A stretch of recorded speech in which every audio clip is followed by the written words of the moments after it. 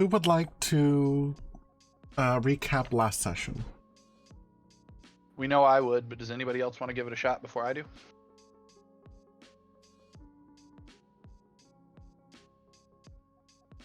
I need a prompt to get my memory going.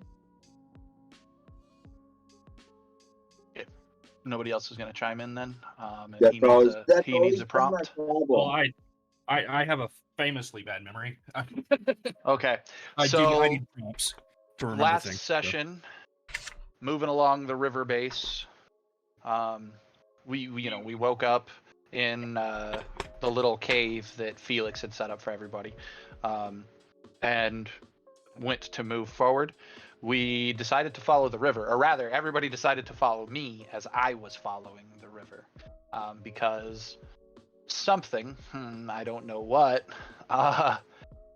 just told me that the story would follow where we went, and I knew that somewhere just around the river bend there would be the story we were looking for. And sure enough, first off, we stumbled upon some monsters to fight. Of course, there were hellhounds and a dire hellhound and two, what are they called, Jaime? Marigons? Maringon?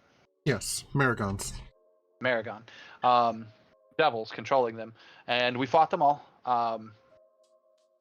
I took the time to create a couple of sandbags from hellhound bodies and hide. I got like a full hellhound actually stuffed full of sand that during our next long rest I got to do something with. I got a vial of river Styx water. Did we actually roll to collect it? Yeah, I know you said you wanted one. I just couldn't remember if we actually rolled to collect it. We did. we went through a whole process. Sweet. I remember us talking about it, but I didn't remember if actual rolls were made. So yeah, we collected water, we collected sands from the river Styx, and then we moved ahead. Just over the hill from where we fought, we came across Fort Knucklebone. Fort Knucklebone, which had a whole description, but it had a handful of small creatures in the retinue, sort of guarding it, which Gilwyn identified as redcaps. Yeah. Which basically was explained to us that they're murder fae. And we had to then convince them to open the door. When we got there, basically I convinced everybody to go in under the guise of entertainers. Moreover, specifically entertainers that would fit this kind of environment, murderous, savage wasteland entertainers. And when we got there, they didn't want murderous, savage wasteland entertainers. They wanted shrubberies. So I gave them shrubberies. I gave 6 shrubberies that were all, I pricked some with thorns so that there was blood on them and stuff to make them happy. But eventually they let us in. When we got inside, we were led down a ramp to where we found a couple of Kinku working over a siege machine, an infernal machine, vehicle that we would later learn is fueled by the torture of demons. And the body parts of demons. But while we were in there, we were like, hey, we need to figure out how to get to our next location. Chuka and Clonk were unable to help us get to the next location, which is unfortunate. We came here hoping they could guide us. And when they couldn't, they suggested that Mad Maggie, the leader of this place, could. When Mad Maggie showed up, she had a pair of ravens sitting on her shoulders, and she was leading a flesh golem named Mickey, who was oh so fine. so fine, he blew our mind. That's right. Eventually, she was like, well, Chuka and Clonk can help you, and walked off. Chuka and Clonk, like I said, couldn't help us. So after some discussions, some favor trading, they once again collected Maggie, who explained that she could help Lulu get her memories back, but she needed to go collect ingredients. And she walked off. When she walked off, Felix helped Chuka and Clonk get the infernal machine they were working on running. And when it was all said and done, Felix was like, hey, can I have some time over here with this one myself? Because I kind of want to check these machines out. They're kind of cool. I then threw up Leoman's tiny hut around it and invited everybody inside to where we are currently safe inside from the world. The tiny hut will last for 8 hours. We can see out, no one can see in, and no one can attack in. Spells cannot pass through it, but weapons can pass out of it. So, like, if somebody fires at bow and arrows or whatever out of it, or guns or whatever, they'll go out of it at targets. And basically, we're camped out in here waiting for Mad Maggie to return with whatever she needs to help us. There has been discussion of stealing one of these vehicles. Honestly, the group's been so helpful, we might be able to convince them to let us have one, especially since we fixed one all on our own. But I do suggest to the party that I am wary about us driving them anyways, because I'm still nervous on what they're run on. I mean, Yeah. they're demon bodies. We know demon blood can mutate things. And God knows whatever else could stem from driving these things. No. But yeah, at last guess we were inside of here. And I have some things I can say from there to get the game started, but I don't know if there's anything anybody wants to add to the recap.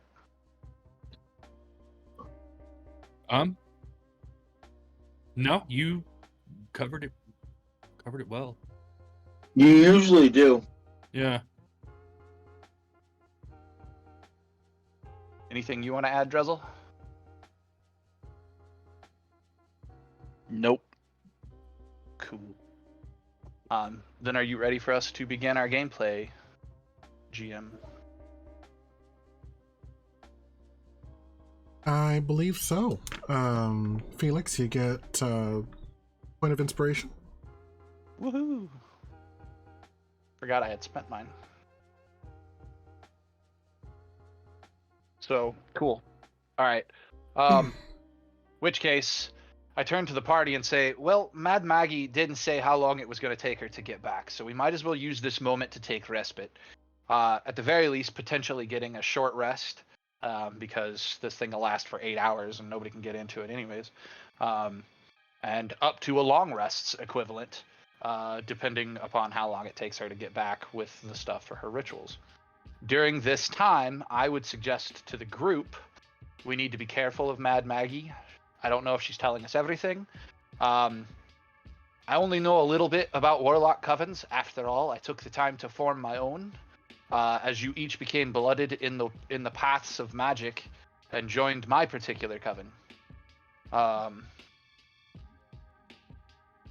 if she is, like I assume she is, it is possible she has a coven of her own. And more than possible, it's very likely that she has sisters or brethren that we need to be keeping an eye out for.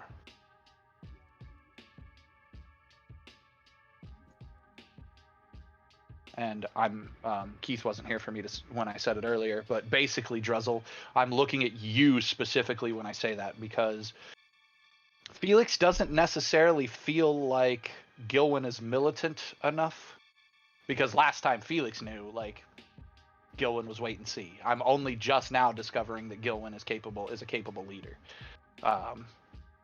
And I know that Fick gave up the leadership. So basically, Druzzl, I'm letting you know to be on your guard, to be ready to fight. Because when I look at you, I see a fighter. You're a dwarf, you got weapons, you got a big ass hammer, like, you're officially the bodyguard now. That's how I sort of see it. And depending on what your insight is, I assume you can, and I mean, honestly, an insight of 10 would probably tell you. That's very much like the look I'm giving you and the attitude I'm giving you, is I'm expecting you to help me protect the party. Right. Is that all he says is right? I'm still trying to track down some of the stuff that I was trying to do beforehand, so I actually missed what you said to me, because you didn't say it was me before you said it, so I was only partially paying attention. Basically, I expect her to have other witches here, other hags. So, and since we haven't seen them, it's possible they're in hiding. There could be, basically, I suggest that there are threats here that we're unaware of. So keep an eye out for them. Yeah, I would have just said right. I figured you would have just said right, so I accept that.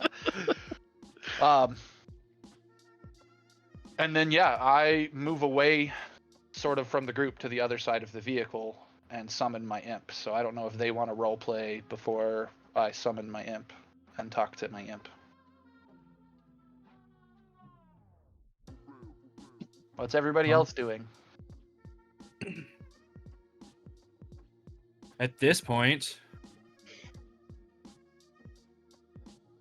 we're the last I know, we were working on that vehicle. Yeah, we were looking it over.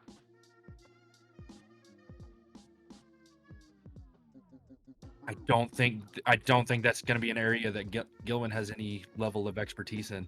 All I know about it is that it's fueled by magic, and you know as much about magic as I do. Okay, fair.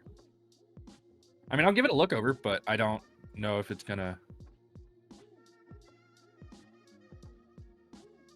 work. Are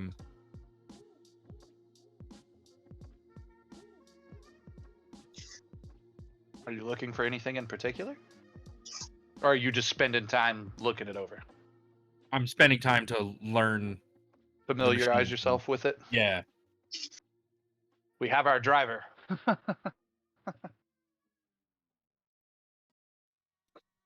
mean, I'll try. Gilwin's going to be our will man. If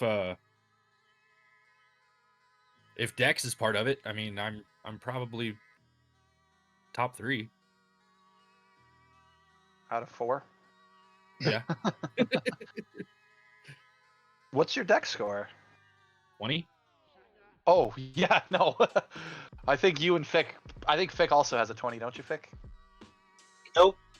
Nope. So, yeah, I think you're top dex. What's your dex, Druzzl? 16. Yeah, you're top dex. Sweet.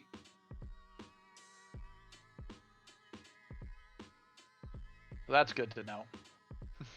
Wheelman. What about you, Druzzl and Fick? What are you guys doing? I'm keeping a lookout, just sort of wary. Looking for any of the aforementioned unknown threats. Felix Yeah, was talking about?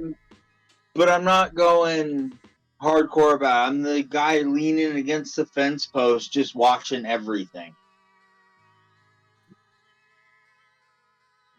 I'm quote unquote sharpening my warhammer. Quote unquote sharpening your warhammer. So Well, you don't if sharpen a that's what warhammer. Oh, you hone it, I guess. Well, maybe this. How about you clean the motherfucker once in a while? Right, getting the hellhound blood off of it. Right. So, I do need to at some point, and maybe I should do it now. Maybe I should like, does Boston look over to see what I'm doing? I'm on the other side of the vehicle about to do something myself. Oh, fair enough. That's fine. Yeah, I had moved away from the quote unquote moved away from the group. I mean, we're all within the tiny hut. It's only like a 10-foot square or some shit. I gotta check something. Then it's a really tight fit because you did it around the vehicle too, didn't you? Yeah, but it says it can fit 9 people. Even though it's only like a 10-foot square. I mean, you could substantially. Because it's a weird little pocket dimension, is I think how they work. Makes sense. But we got a long rest, right?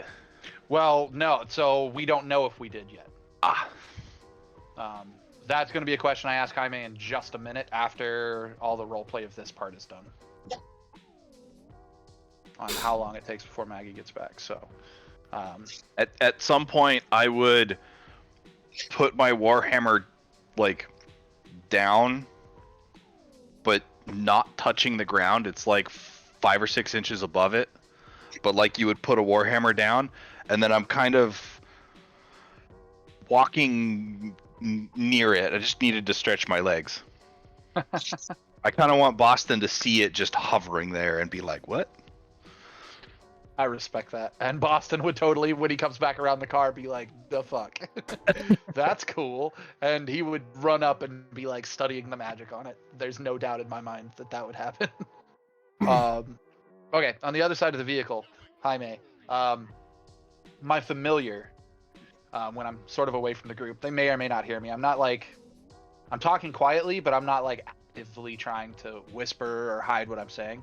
But I'm talking to my familiar, and I know that my familiar, as an imp, can turn into a raven, which makes me suspicious that the two ravens sitting on the shoulders of Mad Maggie are also imps, because what the hell would normal raven what the hell else would normal ravens be doing in hell if they're not normal ravens, or unless they're not normal ravens. So I'm assuming they're imps. So to that end, I basically suggest to my imp that he is allowed to go keep up his end of the bargain, which is all behind the scenes stuff between my imp and those ravens, and you can decide what you do with this GM, because this is the first time you've been the GM, not Wes, when we've been in a situation like this. But the deal that was made with my imp when he joined the party is that in exchange for being tied to my power, which means he can never evolve to a higher level of devil, however, his power can still grow, he just can't spend said power, is that he now makes deals with other imps and is basically forming an imp union, because when we get back to Baldur's Gate, imps are supposed to come work the theater that we built out of the Van Tamper Villa and the bathhouse. So basically I'm suggesting to him, if those are imps, go work with them, find out what they need to do to be convinced to work with you, that sort of stuff. Basically I'm giving him his moment of freedom to go figure that out when Mad Maggie and them are back, because that's me upholding my end of my bargain with him. So you can decide what story hooks that unlocks. Speaking of imps, let's see, Fick, you said that you were keeping a lookout for trouble? Yes.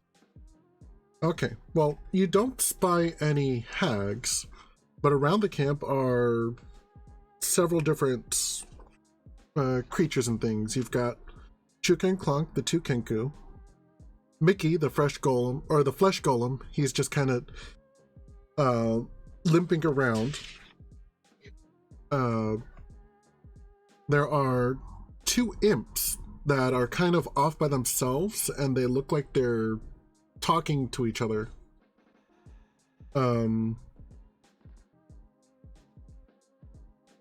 let's see, there is also near the entrance of Maggie's hut thing is a flaming skull that actually appears to occasionally be speaking to people who pass by. And then, of course, all the little dangerous red caps and mad caps. Flaming skull as in the creature, or flaming skull as in an object? As in a creature? Okay. That's terrifying. I don't remember what's like as that's a creature as a player I've never gotten to encounter, and as a GM I've never gotten to run. So I don't remember their stats, but I remember them being scary. But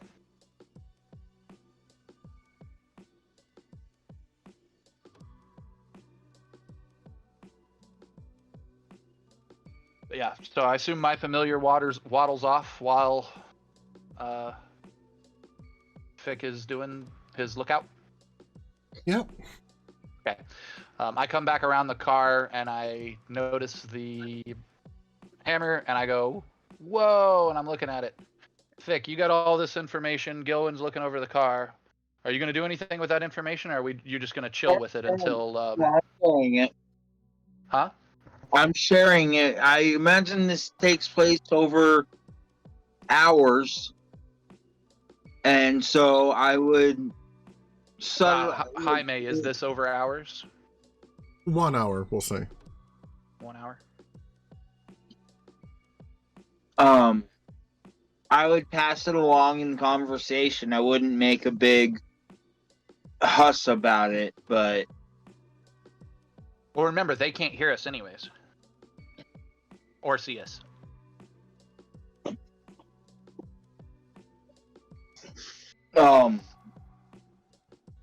Yeah, I would absolutely pass all that information on to everybody. Since it takes place over an hour, I'm gonna go ahead and roll an Arcana check to see what I know about flaming skulls. For a Ooh. nat 20. Nice. Okay. Way to start off the session. Yeah. First roll of the game is a nat 20. I like the way that tone is set. I don't. It's all downhill from there. Now we just have to see who gets the highest roll on a nat 20.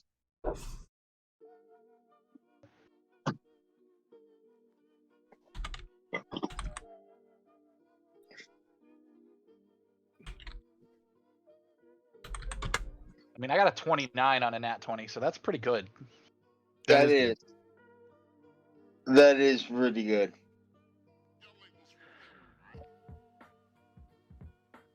If I'm not mistaken, I think that 29 ties. We've had a few 29s. I don't think we've broken 30 on a roll yet. That is No, a but I flame know skull, we by the way. can. Yeah. Yeah. We'll cut something hi, out Bob. of the game Doom.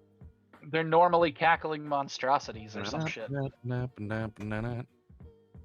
Oh, they're wait, not Evil Bob monstrosities, was- they're undeads, I think. Evil yeah, Bob 'cause was they're the skulls. flaming skull. Yeah. Yeah, Evil Bob was a flaming skull. And that's actually straight from Jim Butcher. Like, he actually acted one time in an interview, or maybe it was on Twitter. It was on Twitter that he modeled the Evil Bob even had green flames. Yeah. Blue flames. Was it blue? Yeah, Evil Bob was blue. Blue. I know that he modeled it on the flame skull though.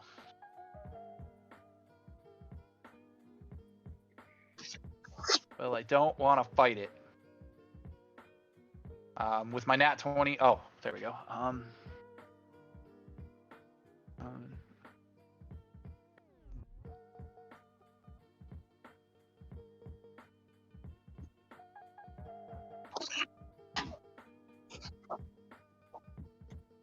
Oh man, it even sounds like Bob from the show, not so much Bob from the book, but dark spellcasters are known to fashion, and I say this in game, dark spellcasters are known to fashion flame skulls from the remains of dead wizards. When the ritual is complete, green flames will erupt from their skull to complete its ghastly transformation. They're usually followed by mad echoing laughter as they patrol their areas. And whenever it discovers trespassers, did you say this was outside of Mad Maggie's hut? Yes. So it's Mad Maggie's hut's guard, most likely. It is known to blast intruders with fiery rays from its eyes and cast dreadful spells called up from the dark recesses of its memory. So, In case we have to fight it, do I know anything about resistances or immunities? You don't have to type them in there. If I do know, I'll just pull up the stat block or something so that you don't have to type them. Or you could share the stat block with me. You guys might break up, but I'm stepping outside. I'm taking you with me.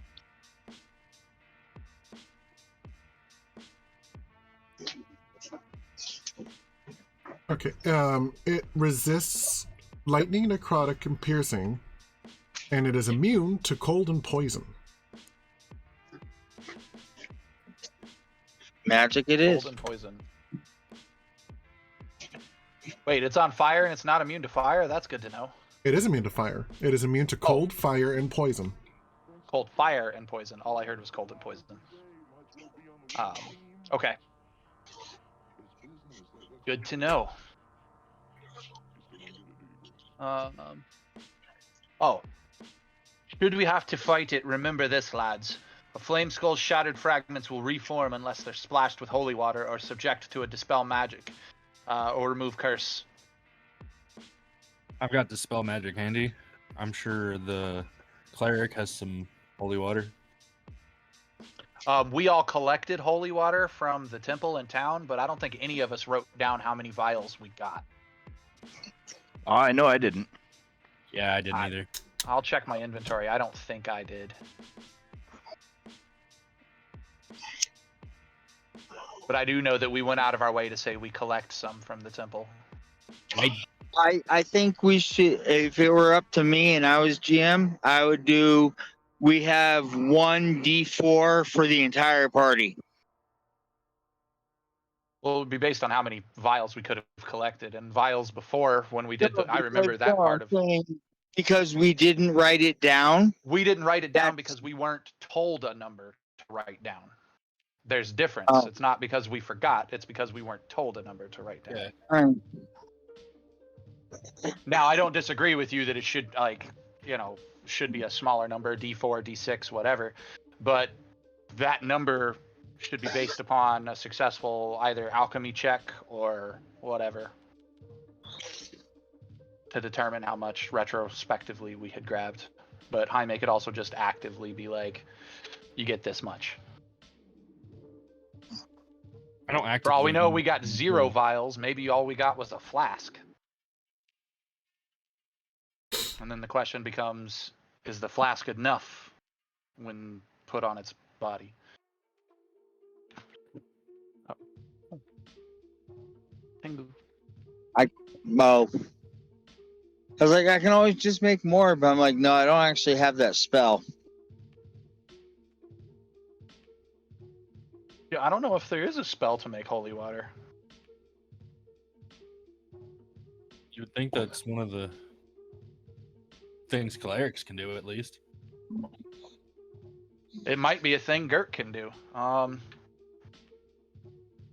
Holy water. A cleric or paladin can create holy water by performing a special ritual. The ritual takes 1 hour to perform, uses 25 gold pieces worth of powdered silver, and requires the caster to expend a first level spell slot. Cool. That's good to know. Do I need to dip into cleric? No, we've covered this. For you, your best bet would be Divine Sorcerer. We've talked about this several times. Divine Sorcerer is also what Felix is. Which is a cleric, just a sorcerer cleric. It's a cleric wizard. No, it's a cleric sorcerer. Sorcerer, I know. It's a demigod. But yeah, we had talked multiple times, Fick, about if you wanted to represent your godhood magic by taking, you could do it by taking a couple of levels of Divine Sorcerer, because Divine Sorcerer specifically is Divine Blood. I'm thinking I want to start role-playing that up more. Yeah, you've kind of got almost everything you want from your Bard class. I mean, I would still take Bard to a bare minimum of level 5, but... What do they get at level 5? The Bardic Inspiration goes to short rest recovery instead of long rest. Oh. Ah. So Bard, And I would take bare minimum to level 5. Go up as well. His Psychic Blades will go up 1 more damage dice, too. Ooh. Very nice, So- very nice.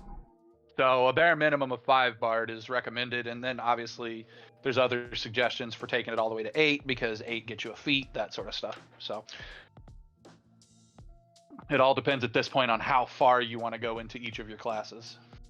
But aren't you like a 5 Rogue, 4 Bard right now? Yeah. Yeah, honestly, 5 Rogue, 5 Bard, and then drop in like 10 Divine Sorcerer. With 10 Divine Sorcerer, you would have sorcery points that you can burn on all of your spells and shit. But that's if you wanted to dip into spellcasting. Right now, you're primarily, like, you've got spells, but you're primarily a martial character. Yeah. Yeah, I know. Severe DPS. So, Yeah, so switching would change that up for late game. And then you'll find However, yourself, like I find myself kind of where I'm kind of ever floating if he went 10 sorcerer and took the meta magic options for quick casting, he could cast spells as a bonus action, spending sorcery points to do so, and then use his regular action to sneak attack. to attack. Yeah, So he'd be able to spell and sneak attack in a turn. music So- agreed. There's a lot of options for that. Right now, his two classes have perfect synergy because he can stack his psychic blades with his sneak attack. Adding more to that sort of changes that up. What would really be good is if he did 2 levels of paladin and A smite. got divine smite so that he could drop that onto his sneak attack. There you go. Or it gives him another use of his spell slots so that he's not always casting spells. It also grants him a combat style. It also grants him a combat style, which he could take 2-weapon fighting to go along with the fact that he's already 2-weapon fighting. Yeah. Ouch. Or dueling, because dueling would give him a +2 to single weapon attack to hit. It might be to hit and damage, but definitely to hit. So his sneak attack becomes more likely. The cool thing about Paladin is it's a charisma-based class, and he's good at charisma. Yeah. Sorcerer is also a charisma-based class, so there's a lot to be said. If you multi-class any further than what you are, I would suggest Sorcerer and or Paladin, but I wouldn't stretch too far outside of those categories. What's your strength score? 10. Oh, yeah. I think you have to have a strength of 13 to be a Paladin. Yeah. Yep. We can work on that. Yeah. Between downtime and ASI, you could work on that. But either way, that's all neither here nor there. And to the discussion of the holy water, Felix would even say, like, hopefully we don't have to fight the thing. For all we know, Mad Maggie may actually be on our side. However, keeping that in mind, It wouldn't be the she's strangest gonna want thing to happen. something. She's gonna want something for helping us get Lulu's memories back. That's what I'm afraid of. Now, on the plus side, she's a magical being. She works with Fae. She may just want to see the memories herself. On the downside, she may ask for ownership of Lulu, or, ownership of our ears, or, something wild. So, we need to keep that in mind. Gilman knows Faye all too well. That's what he's nervous about. Because you're waiting for the other shoe to drop? Yeah, so am I. Yeah. That's why I'm like, we need to be looking out for her sisters. Yeah. Okay, so all this happens over an hour. Is Mad Maggie back in an hour, or was that just an hour of discussion? It was just an hour of discussion. Okay. I think we're going to take the time to at least get short rests in while we wait for her. We'll see her when she gets back, and then at that point we can decide whether we want to continue with our rests and make it up to a long rest, at which point the dome will come down around us, or end it and she can come in. Hell, I could work Mad Maggie into the spell so that when she shows up, she can just walk into the dome. I can name her as one of the people allowed to enter. So, party, what do you guys think?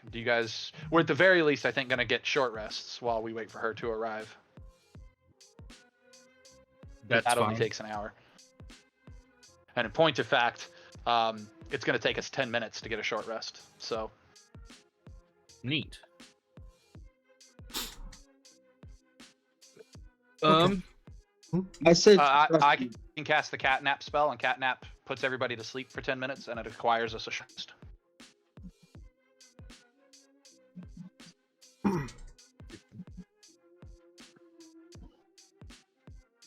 And actually, I can cast catnap an infinite number of times.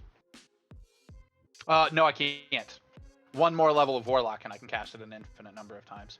Yep. Right now, it takes a lot of back and forth mathing for me to cast it more than once, because it costs me 5 sorcery points to cast it, and I would have to burn both of my pact slots to get all 5 sorcery points, which would get me 6 sorcery points. So it's a lot of back and forth annoyance, but I can at the very least get us to the one short rest in 10 minutes. So at the very least, we're getting a short rest. If you want to apply a short rest to our character sheets. And just to make sure of that, because technically it takes me at least 1 casting roll to get it. First, I'm rolling guidance. Ha! Cool, I only needed a 10 to be able to cast guidance on myself. I could have just cast guidance on you. Okay. Either way. Yeah. And then... Well, cool. Because you could still help me aid another on my casting to give me advantage. Yeah. I just needed to break a 16 for a 24 to cast Catnap.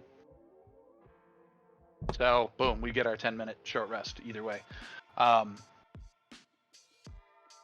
16's easy for me to hit because I can cast Guidance on myself, which gives me a 10 to 13 Arcana check, and I only need to hit a 16 to cast it. So I need to roll a 3 or better. Cool.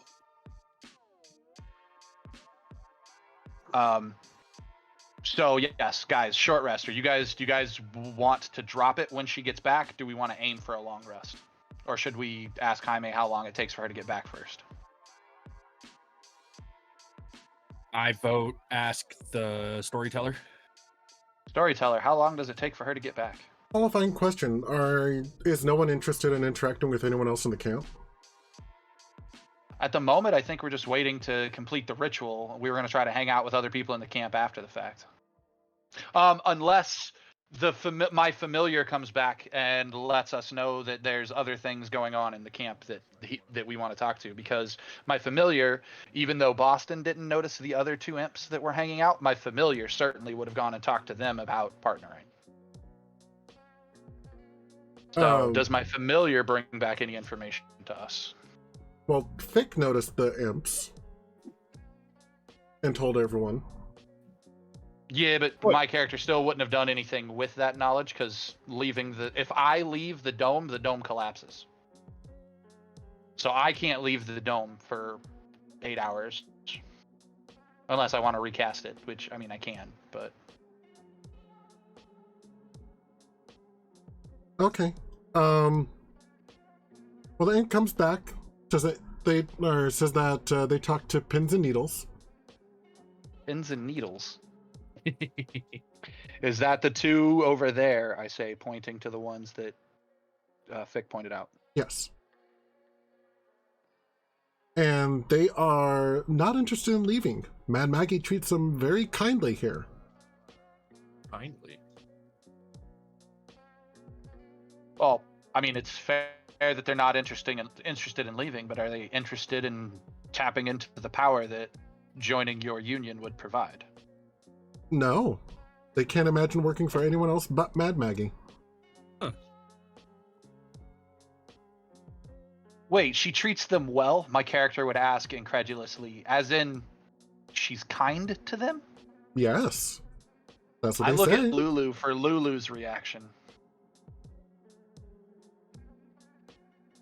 Lulu just kind of tilts her head.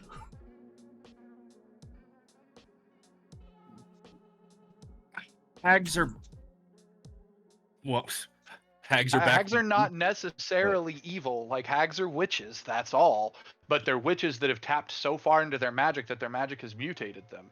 And she might be evil, but she might be, like, lawful evil or neutral evil, not, like, evil evil. Yeah. But the idea that she's kind would go a long way in Felix's opinion of her, because Felix doesn't care who the good guys and bad guys are. He cares who the powerful guys are and the weak guys are. And true power is discovered, and Felix would explain this. He would say, true power is discovered, true strength is shown by those that choose not to show their strength against the weak. I feel like Gilwyn is adopting a mindset like that. I mean, it fits you. You were always neutral from the beginning, anyways. Yeah. All you care about is demons are your chosen enemy.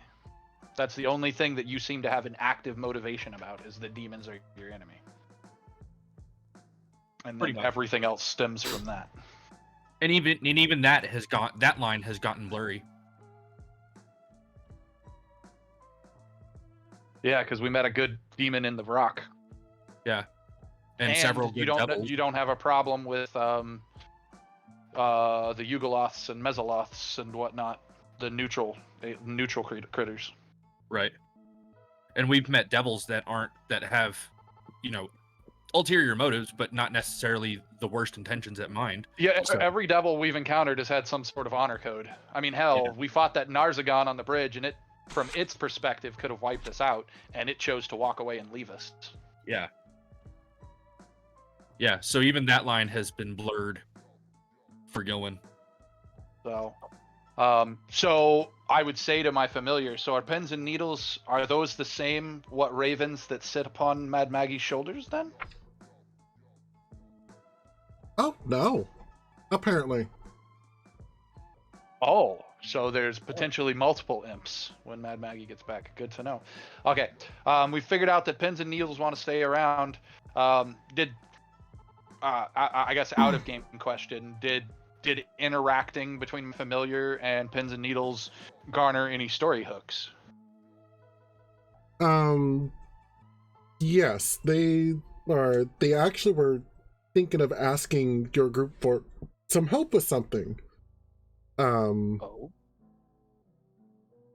They played a prank on one of the madcaps, and now they're afraid that the madcaps might be planning revenge on them. So they were gonna ask if you could take him out, maybe. Like, fight all the madcaps or No. just the one? Just the one. Just the one. Wait, did they just give us a hit? I ask my familiar out loud. That's what they're asking. How would I ask my familiar? How would Mad Maggie feel if we took out one of her guards? Apparently, well, I guess that depends on how many of them you take out. Because of their chaotic nature, she accepts their death as inevitable. I look at the party. We've never been asked to just take something out before. Now, granted, this thing is evil. Is there maybe another solution? I mean, we leave a wake of bodies in our. I mean, we leave a field of bodies in our wake, but we've never really No, we been. don't. We knock them unconscious for the most part. We've actively stated that melee attacks for last attacks are not kill shots. Fair. They're non-lethals, so that technically speaking, most of the things that have been going into the dying status haven't actually died.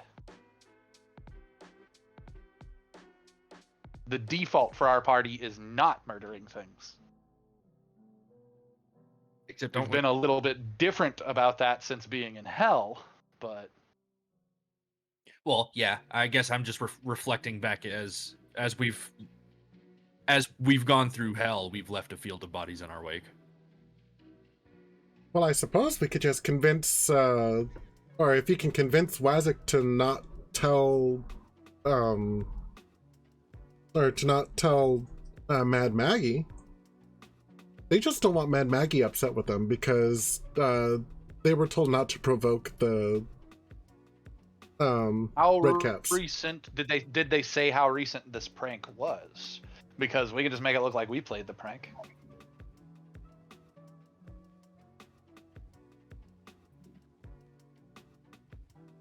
Has it been since we've been here? Sure. Yes. So yeah, we could make it look like we played the prank. I mean, we do have the god of trickery, the gnomish god of trickery, with us. And I was about to say, I would love to add more feats to Fix name. So would Gilwin. A title of Tricker of Madcaps? Of Redcaps? Cooler of the Fae. What kind of prank was it? Does your stuff say what kind of prank it was? GM? No, just that a prank was played on them. Okay. How do you guys feel about stealing all their hats? Oh God, I'm in. Won't that actually kill them? it will. Oh, will it? I don't know. What's the rules of red caps? They have Like- to dip their caps in fresh blood, or they disappear, or they die, or they vanish. Oh yeah, their caps are part of their heads. They're the actual mushroom cap.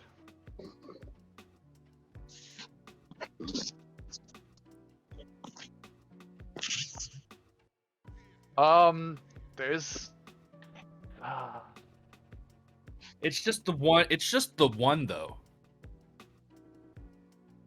Yeah, That- but if we're gonna make it look like Fick did it, we need to like up the ante.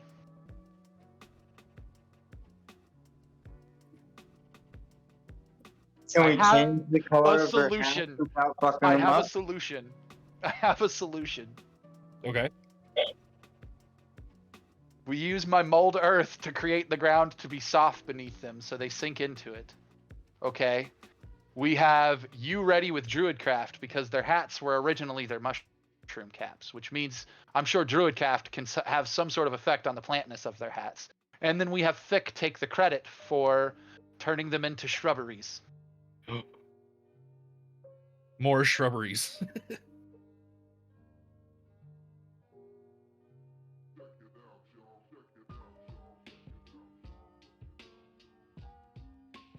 He was just the first. He was just the first. So we're gonna solve this guy's prank problem by starting a war with murder caps. Cool. Okay, we don't have to do that, Felix would say. Felix would be like, yeah, Oh, you're right. Actually, Yeoman's down. I don't want to cause more problems here, though. How would we? What do you guys want to do? I mean, I came up with a random ass plan, but like, we could just take the guy out, or we can let Fick take the blame for the pranking. I say we. If Fick's down for taking the blame for the pranking, I would take that because it's just gonna add to his legacy.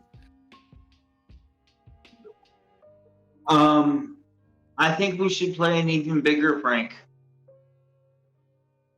Okay.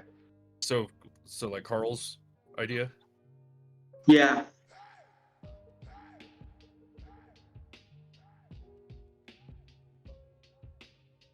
Well, Girk, Gilwin, I need you to go outside and have Girk roll a sleight of hand check. Well, first we've got to invite the Fae down, the red caps down, and Girk needs to roll a performance check to make it look like he's an on-stage type jokester. He's putting on a comedy show, so to speak, for the red caps. Depending on how high his performance is, will determine how many red caps he gets to come to the show.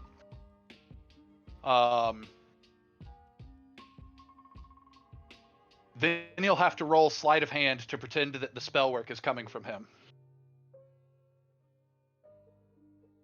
I am going to have to roll stealth and then sleight of hand. Oh, I think I could turn invisible. Just turn invisible instead of stealthing. Because I can't cast spells outside of the dome, so the dome's going to have to come down. But I can use Shape Earth to suck them into the ground.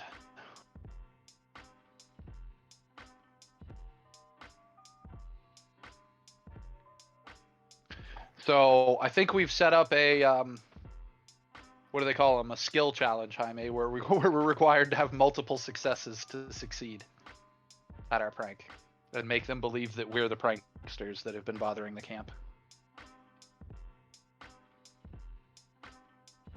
Sounds like it. I do not have to go outside of the frickin' camp or outside of the dome. Hold on. What? Earth 5. I need to look up the Shape Earth spell. Mold Earth.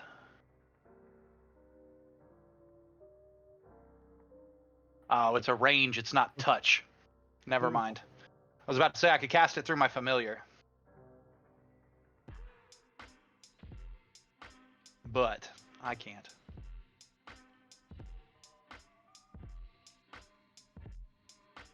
I can think of 3 skills we need to succeed at to pull this off. How many rolls do you need from us, Jaime? And how many successes do you need from us? Because it sounds to me like we can get away with it with 3 successes. That sounds about right. 3 successes against how many potential rolls to create the 3 successes?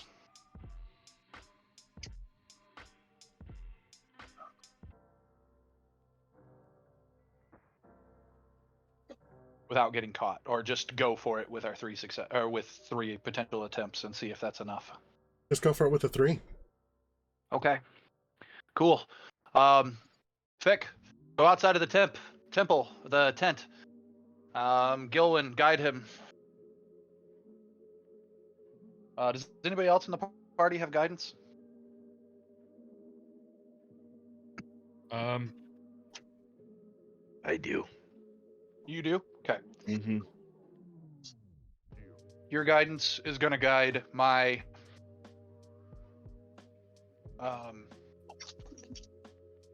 stealth check, or my deception check. Deception check is, I think, what I'm going to have to cast. Yeah, I'll make a deception check. Because that's how my magic worked to begin with, to pretend that I was... That's the whole reason I took deception. So, yeah. Okay, so, Fick, performance. With a bonus d4. I look at my familiar and say to my familiar, grab pins and needles. If we're going to do this for them, we're going to need their help. Out of game, basically suggesting for them to turn invisible. I was saying before Fick made this roll, so that pins and needles can give him advantage on his check to make it look like he's doing this magic.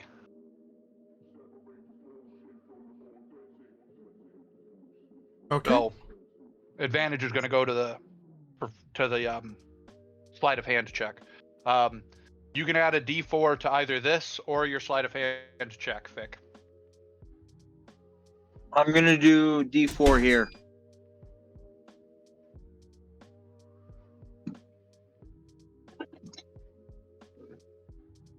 So 16 on performance. Okay. Now a sleight of hand check with advantage.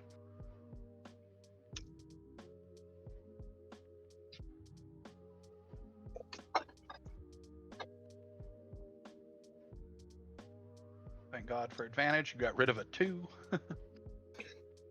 And I'm going to make a deception check to have people not realize the magic is coming from me. For a 21.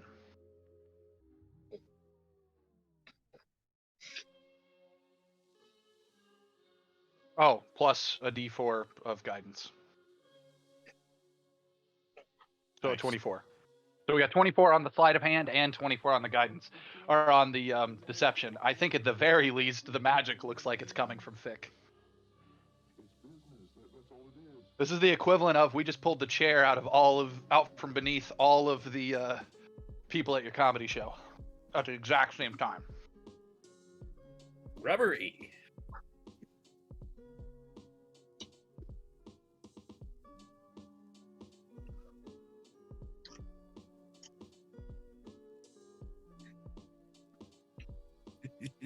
We're gonna die. We are gonna die. Well, the madcaps might think it's hilarious.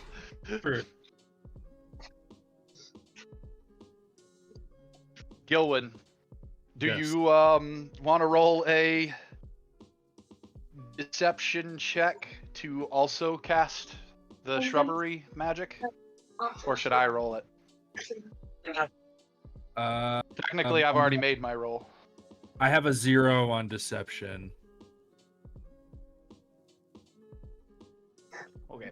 I am instead going to roll an arcana check to cast the spell plant growth.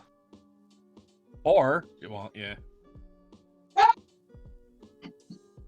My deception was high enough that, so for the most part, it doesn't seem like they're gonna know it's me anyways. So, plant growth. Let me see what my. Yeah, that's a DC 16, which will burn my last 3rd level spell slot for the moment.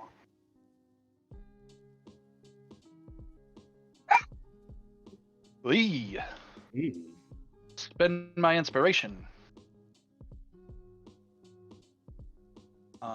Use my familiar to get advantage on this check. I should have done that in the first place.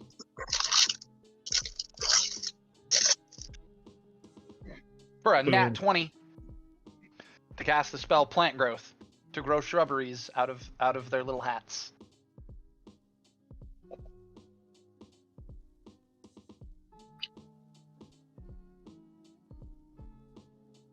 So glad I spent that inspiration.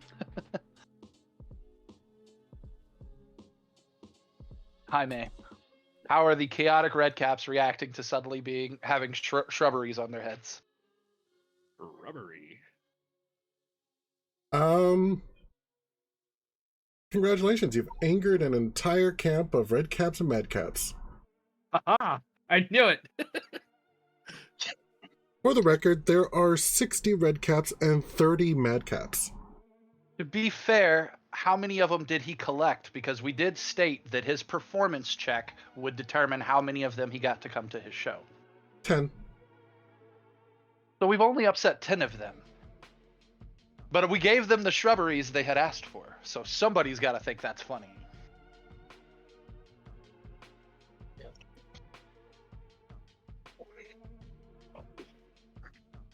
Oh, the other ones And/or- think that it's a blast.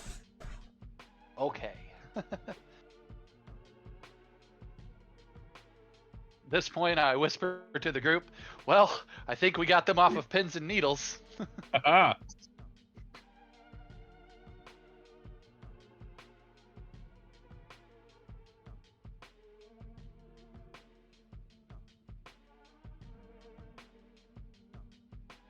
Okay. So we'll go ahead and just say that Mad Maggie comes back and sees like 10 of her madcaps and or with shrubberies sprouting out of their head. And she just kind of shrugs. They're trying to dig themselves out of the ground. Well, that one's new.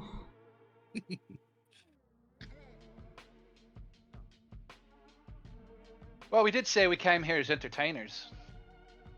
And somebody did request shrubbery. I look at whatever redcap was the one that had originally requested shrubbery, and I wink at him.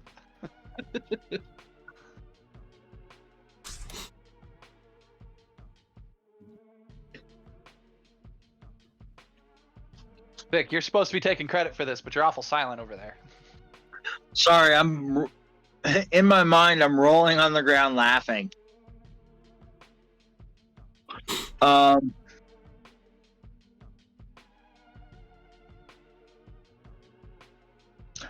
Payment in full, and I take a bow.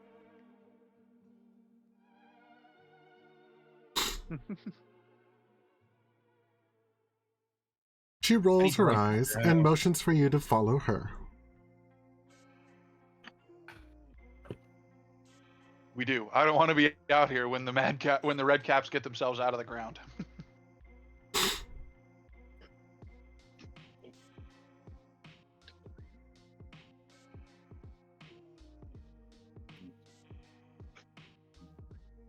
I look at my familiar Sai and I say, check on pins and needles. See if that's what they needed.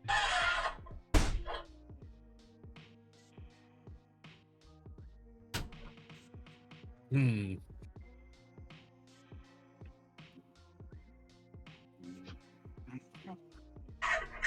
There's sorry, like what a was that? raptor screech somewhere. I tell my familiar to go check on pins and needles and see if that's what they needed. Okay. If that'll suffice. While we follow Mad Maggie.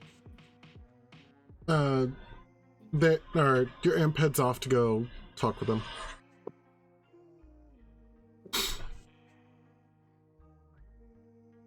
And let's see.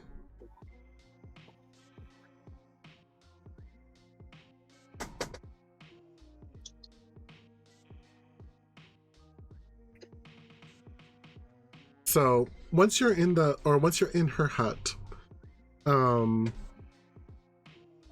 Maggie sets down her little basket and then begins making some preparations, creating a circle around on the ground. What do her preparations look like? Well, the circle contains fiendish writing, for one. And it also involves her placing several black cushions in the center.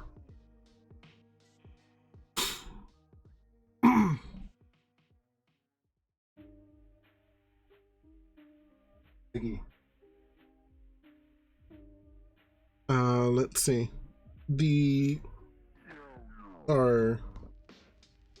She reaches into her bag, grabbing some of the ritual ingredients that she was looking for, and talks to you as to pass the time while you wait. So, what is so important about the memories of this Hollyphant? May I ask? Well, whether or not you may, you certainly have. Many things are important of a creature such as her. As we stated last time, she found herself... she had been, unfortunately, out of game. Gilwyn actually gave this away last time. So, she had once been in the service of the archdevil Zariel, which I'm sure Lulu would scoff at. Honestly, because... I forgot that you had already shared that. She wouldn't have had said that otherwise. I'm sorry. Oh.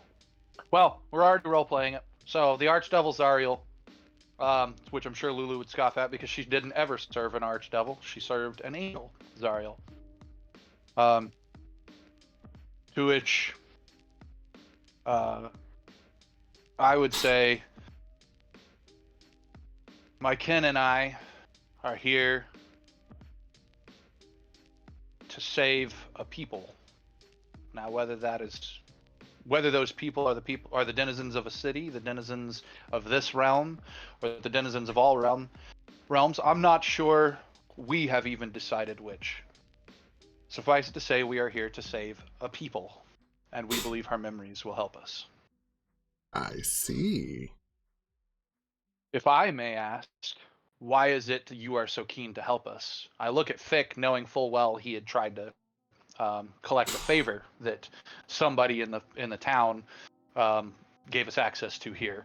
So I look at Fick when I ask that question, but then I say, aside from any debts potentially owed, what do you stand to gain from assisting us? As I understand it, all in Avernus all in Avernus have... I'm going to say have an agenda out loud right now. Out of game, I have to say have an agenda, but there's a word I'm looking for. Have an angle. I'm going to say all in Avernus are set to have an angle. Oh, I do have something to gain from this. Very much so. See, I have a taste for... I have a certain palate, you can say. I delight in misery. When she says palate, I hug Lulu like behind me, like, don't you dare. Oh, misery, okay. And then I like hug her again, and I'm like, are you intending to inject misery upon my friend? No. I hope to experience her misery. If she is who you say she is, she must have the most exquisite pain imaginable. in my head, I'm thinking, sure, the Oh. loss of her friend and compatriot, but I don't say that out loud. Did somebody just say my name? Oh no, like I I heard a noise. I shuddered at that was creepy. Oh. It's a hol- Once the ritual has been put into place, we will all be connected telepathically. Oh, good. So we will all be able to experience what she experienced, see what she sees, and enter her dreamscape.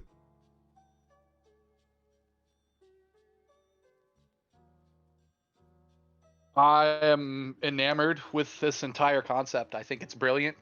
And in game, I would say as much. I would say that sounds incredible. I don't even worry about the creepiness of it. But I do say, if you do not mind, I believe my compatriots and I will take precautions for our safety, if that is the plan. And what precautions would that be? So long as it doesn't interrupt my ritual, I don't foresee any reason why you couldn't keep yourself safe. I'm gonna roll an insight check on that before I answer that question. And other people have high enough insights to know whether or not they trust her, but... Ooh, 22.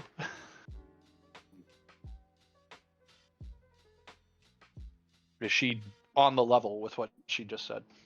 Oh, I'm kind absolutely. of connecting my brain to your guys' brain. You say you're what, Girk? I'm kind of worried about connecting my brain to your guys' brain. That's Why? dope. Your memories aren't there. Well, Oh, yeah. there's true. Your memories have been extracted from you. Plus, we're in her brain. We're connected to her brain, and she is the node that we're all tapping in. As long as we don't wander out of her brain, we should be fine. Out of game, my plan is to cast Tiny Hut, so that all the people that are currently in here are the only people that can get in here, so that we're not being attacked by people from outside of the room come in while we're all in here unconscious in the middle of the spell. The spells can be cast inside of the hut. They just can't be passed through it. If you must, but Barnabas does a very good care of protecting my hut.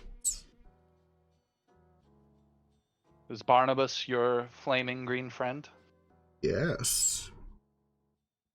Yes, I thought in his flaming that he was quite fabulous, I say.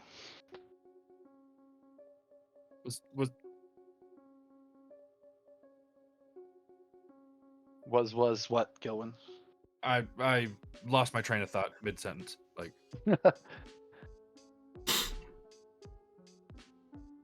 Oh, he is. Or was. He started whistling recently. When he talks. Don't know why. The skull has a sibilant S. But that's neither the case. Or there's a gap between his front teeth.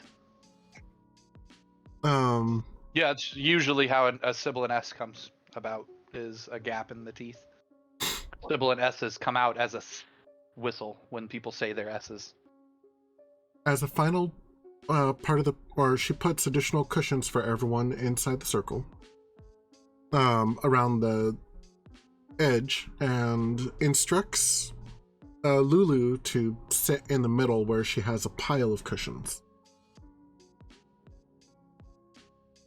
And as everyone's getting into place, she takes 2 skulls and puts one on either side of the circle.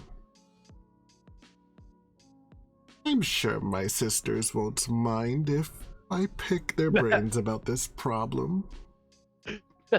I literally, I could see myself taking a drink from a flask or something as we're getting comfortable. And she says my sisters, and I have a full-on spit take. Don't ruin my circle, dearie.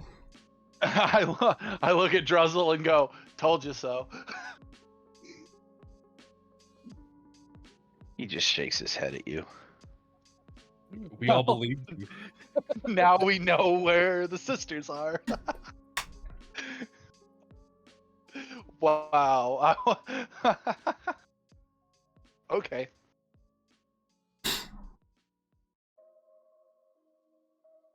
Lulu I seems don't ask about the sisters. I let it go. Lulu seems very hesitant to get on the cushions, but seeing everyone else take their places, she acquiesces.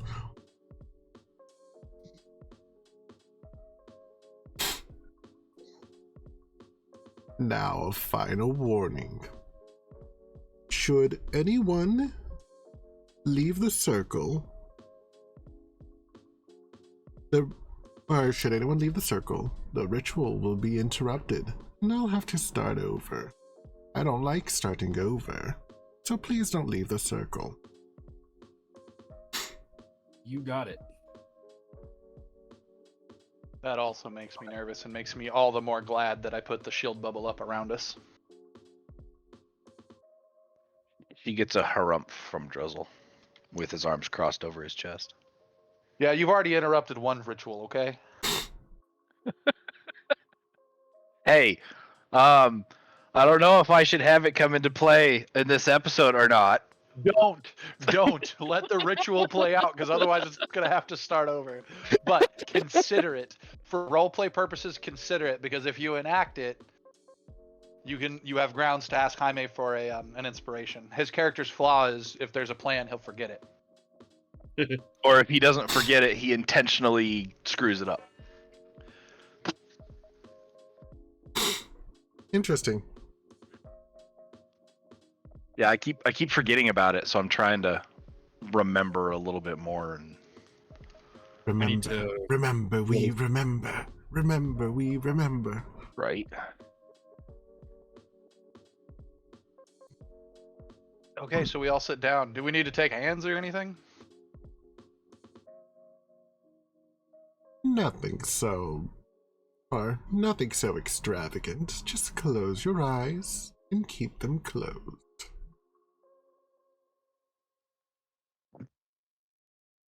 I turn to Gilwyn right as our eyes are about to close, and I say, "Let's be glad." And I kind of say it privately to him in like a whisper. Let's hope she does not seek to discover our memories, for there she may find delights of misery that even she cannot handle. Gillen gives you that just an ever so crooked smile. And I figured that was a good roleplay moment to bring up our backstories. yeah. Because I don't know about the other two characters' backstories, but ours are pretty brutal.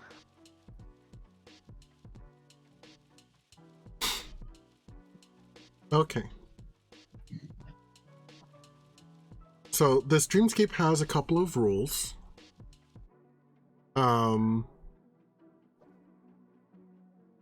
If you or any type of damage that you would take within these dreams, if they're hostile dreams, is psychic damage. If you reach 0 HP in psychic damage, you're just knocked unconscious. You're not killed or anything.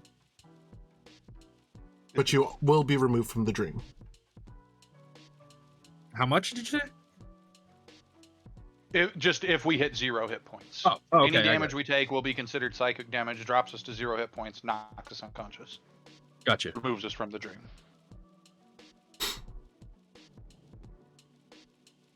Okay.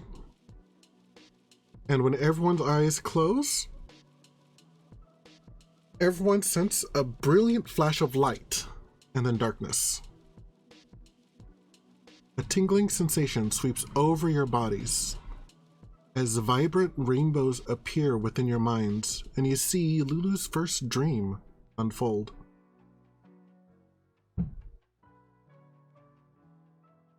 You see all of you together. You've got Druzzl, Gilwyn, Felix, Vic, and Donal.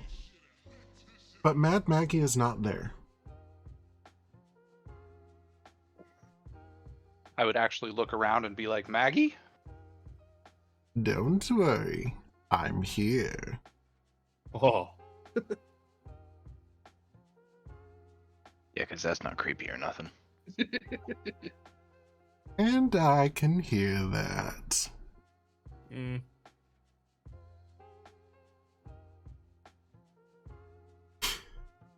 Druzzle's Drop the quality acid. Druzzle's gonna think really hard, then stop it.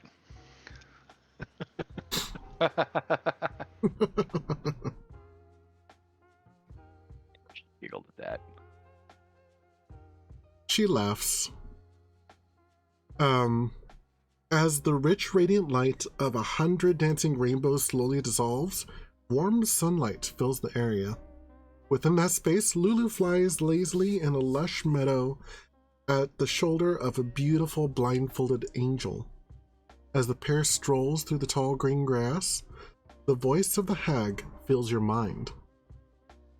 Push through this vision. It only represents what Lulu wishes were true. We need to see more. I need everyone to make a DC or make an intelligence saving throw. Intelligence saving throw. Hey, one I'm actually good at for once. Not me.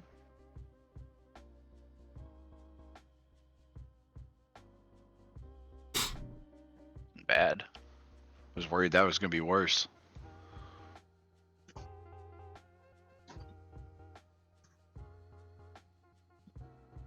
I'm gonna use some inspiration on that. Oh, I don't have inspiration. Damn it. Okay. So, Oh, we had a short rest. I can technically roll 2d4 and increase mine. I'm gonna. you're not gonna? Or you're I going am to? gonna. No. Okay. So I got an 11 too. Okay.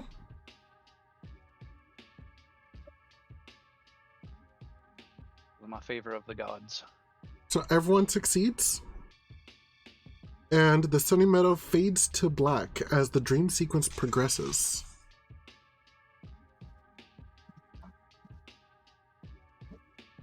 A flame-encircled battlefield appears on a barren hellscape.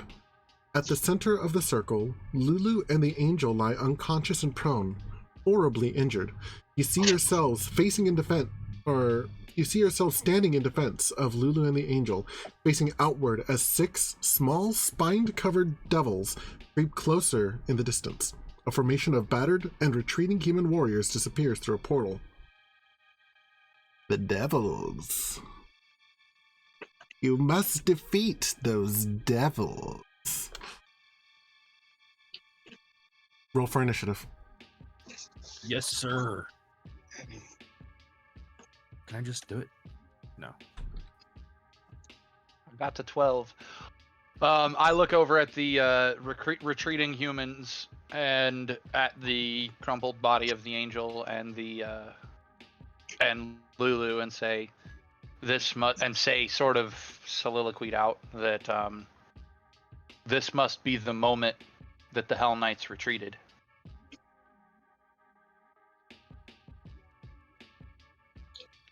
Because we know this part of the story from Rhea's perspective.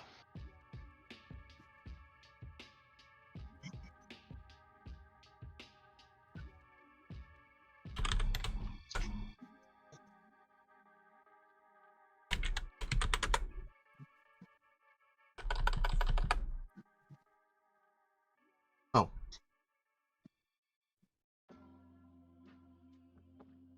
Here I was trying to pull up.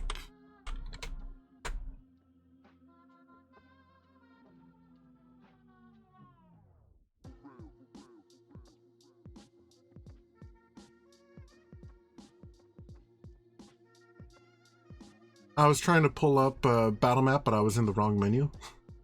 Huh.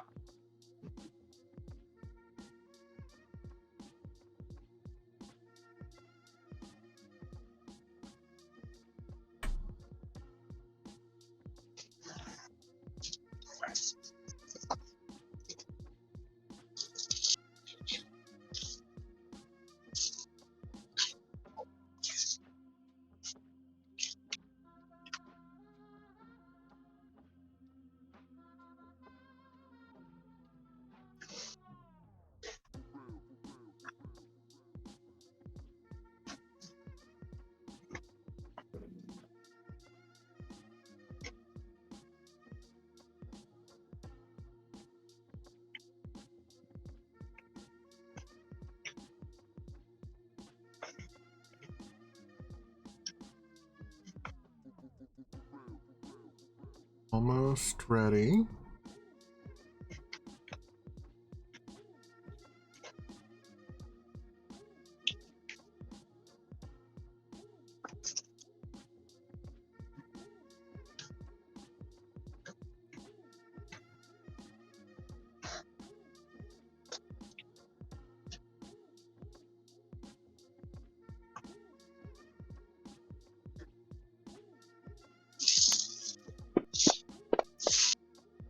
I'm not used to playing slow paladins.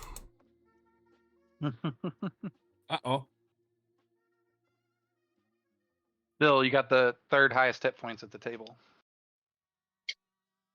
And to be fair, the Spine Devil's got a high initiative. Yeah, that fucking 18. Yeah.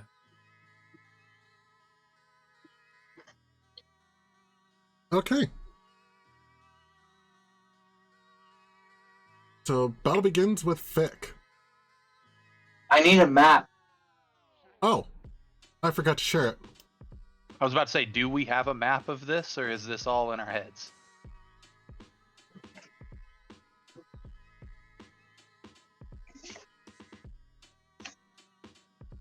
We did pretty good with Mind's Eye at Wes's last session. Yeah, and we mind's eye almost the entire on top of the clouds story. True. So I just assumed we were mind's eyeing, but cool.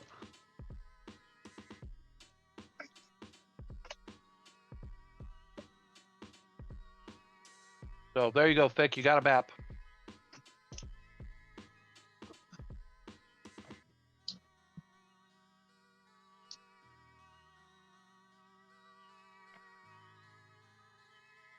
Are you hiding to get advantage? Yes. We talked about this. You have steady aim because you're past level 3 or whatever as a rogue. If you don't move on your turn, you get advantage. Oh. Well, then I'll stay where I was.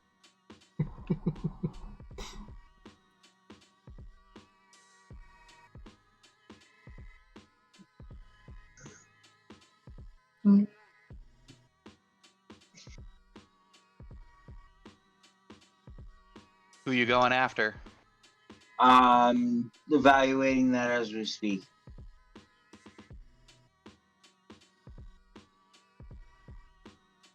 Top of the order, number 1.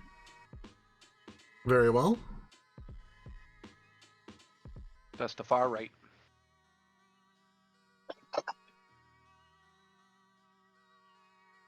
$19, that is a hit.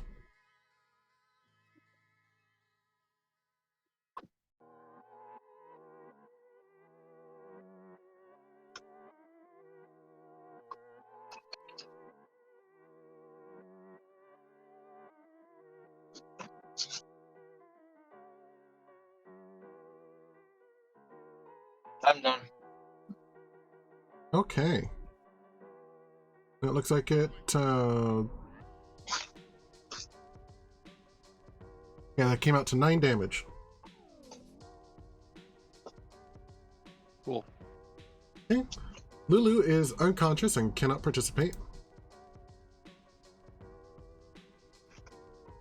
The Spine Devil.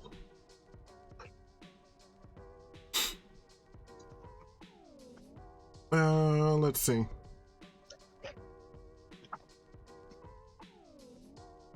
Can I ask an out-of-game question, Jaime? Sure. Presumably Lulu's going to be unconscious for this whole encounter. Yes. There is a setting.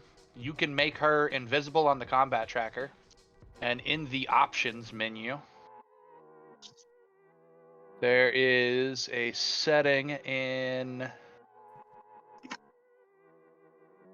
combat that is turn skip hidden actor. You just want me to, or because I already have that turned on. Oh yeah, so if you make her hidden from the combat tracker, then it'll just skip over her. But he also needs her there so that she can be targeted and attacked. Oh, can she be targeted and attacked right now? Yes. Okay, then never mind. I assumed she was a non-combatant entirely.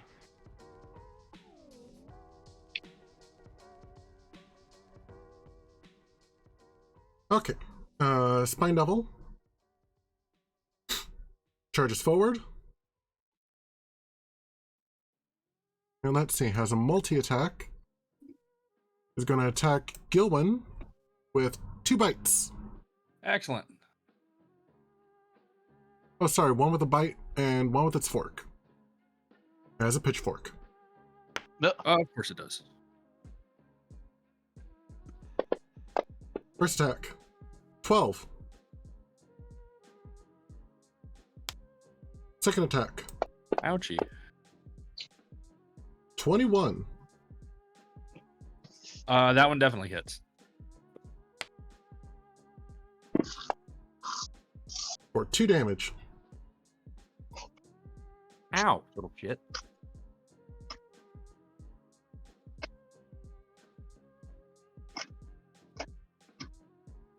Okay, next, number 2.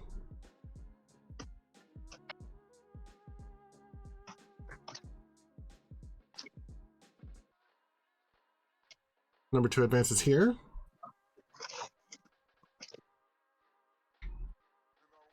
And goes to attack Druzzl.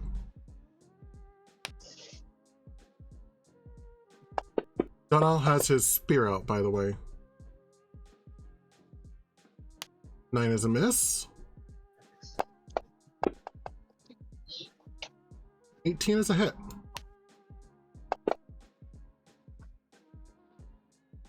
Gordon. 4 damage to the paladin. Okay. Number 3. Number 3 is going to use his fly speed to 1, 2, 3. Charging straight for Fick, but Donnell's going to activate Sentinel and get a reaction attack on it. Ooh.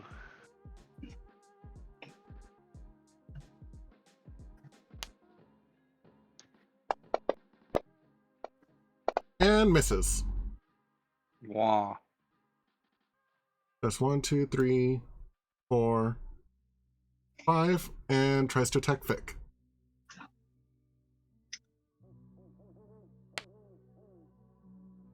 We've got a bite at an 8 and pitchfork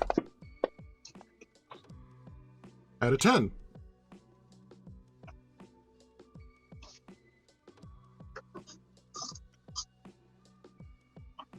Next is number 4.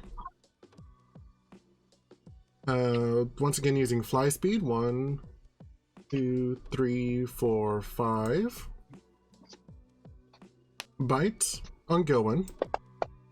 Aha. 17. That misses. And pitchfork. 20. That hits. That's silvery barbs. Roll again and take the lower. Gillen, you have a Not a nat 20. huh? It's not a nat 20. I don't care. Okay. Gillen, you have advantage on your next attack roll. That was a fumble. They got a 3. Cool. So I have advantage on my next attack? Yep. Cool.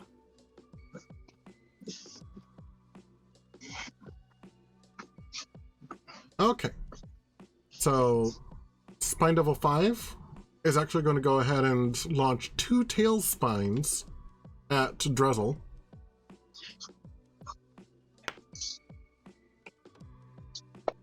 First, Got us fighting these things one-on-one. 21 versus armor class. Hits. Ooh. I unfortunately already spent my thing. For 7 damage. All right. Second attack.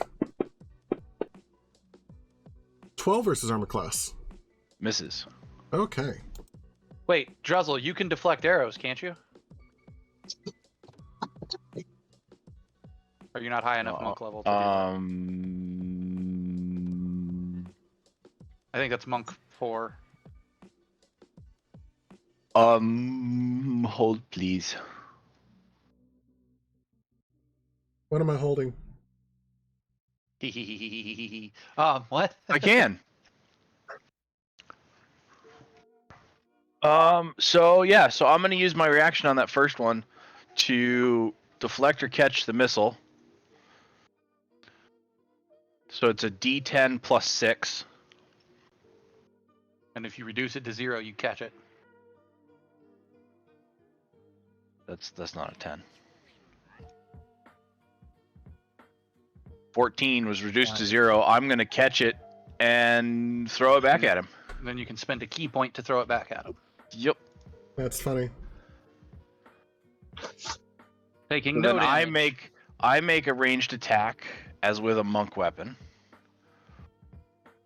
which should be one of these. Wait. Probably Ranged proficient attack. dexterity. Yeah, it's proficiency plus dexterity. Okay. It's considered as with a monk weapon? That's 7. Yeah. Oh, that's even more broken. Do you know why? If your monk levels are high enough, you increase the damage dice of it. Because monk weapons do either the damage of the weapon or the damage of your monk weapon dice, whichever is higher. Your martial arts dice, whichever is higher. Right now, I think it would be... what's that? So am I making a... So deflect missiles reads, if you reduce the damage to 0 and have a free hand, you can spend 1 key point to make a ranged attack as with a monk weapon with a range of 20, 60. 5, 10, 15, 20, 25, 30, 35, 40. So you're making it at long range. Right. So it's at disadvantage. Yep. It's a +7, but what do I do for damage? You can throw it at a different target. You don't have to throw it at the guy that slung it at you. Oh. Okay. I'm gonna throw it at 4 then. Okay. And you would either use your martial arts dice, or you can use the dice from... What is the dice of the tailspine? D6 plus D4 plus... Or D6 plus D4. What's the...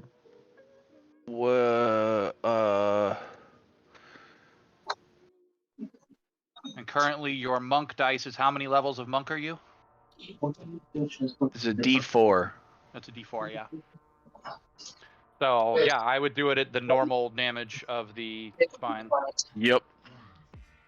Alright, so we're going to redirect against 4 for a 14 to hit. Okay. And then you said it was a D6 and a D4? Yes. And then this would also be plus your dexterity, I believe. Yep. So you just used their spine more successfully than they did.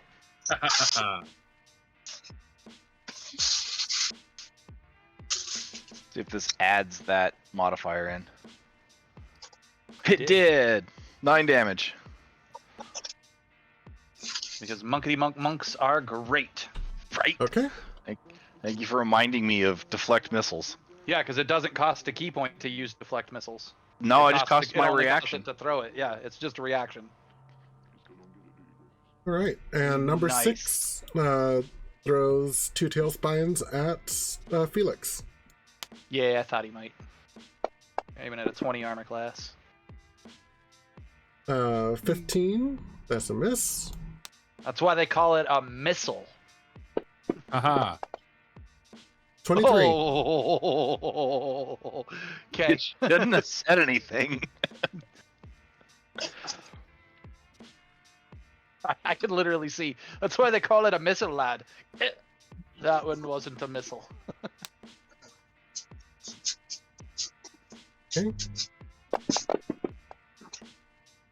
For 7 damage. Youch. Not offended.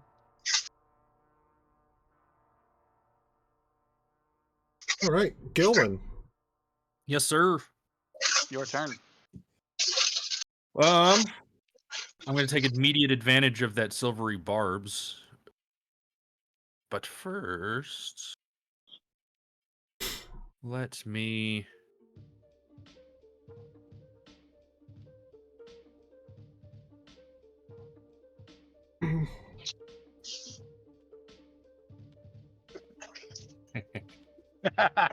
That little chuckle said it all, Gillen. You don't have to. I was just being facetious, but if you want to. That's a little much for right now. Yeah, it's a little bit overkill. Yeah. I am going to hex this one.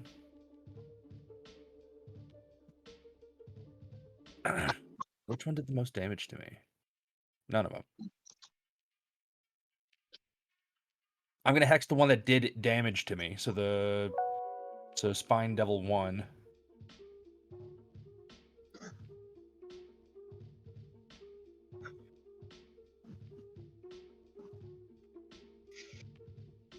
And What stat are you going to give it disadvantage on?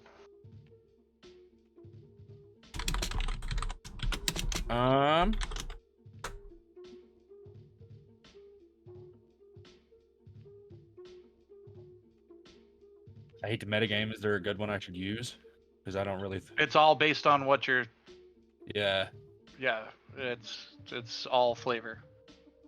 If you want to reduce their perception, you target wisdom. If you want to reduce their abilities in escaping, you would want to get rid of strength or dexterity because that's athletics and acrobatics. You know, it's all. Dex. I'll just go for Dex because I know I've got spells that affect Dex. So.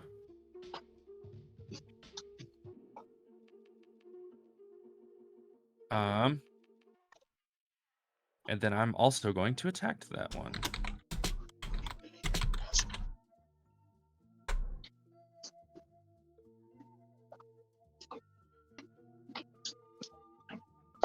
Wah, wah. Well, never mind. Wah, wah, wah.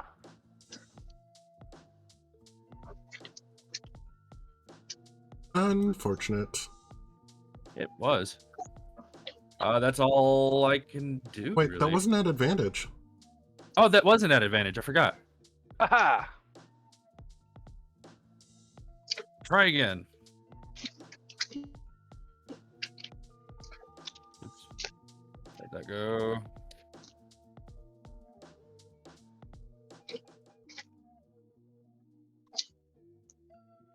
Why didn't that work? Try again. Come on.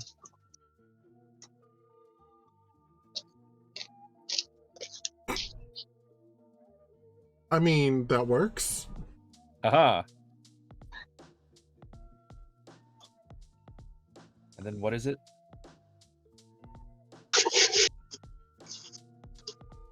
Is it gonna roll my hex damage for me automatically? I wonder. You have to make sure you have Hex activated on you. It looks like you do, so yes. Yeah. Haha. That should be on there. Why isn't it? Sorry, talking to myself. 12.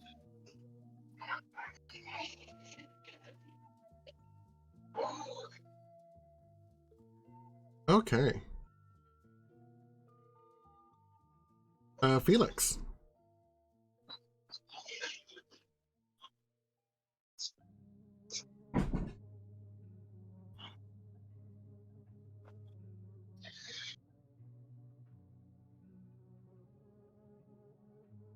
Felix?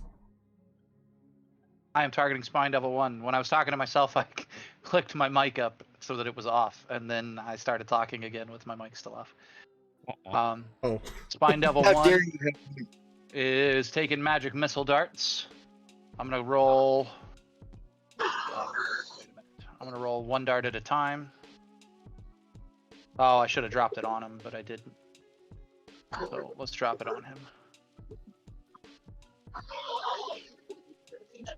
Boom! Targeting Spine Devil 4 with dart number 2. Dart number 3.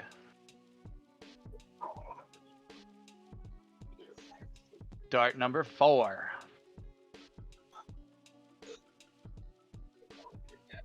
I spend 2 sorcery points, making that have been my bonus action.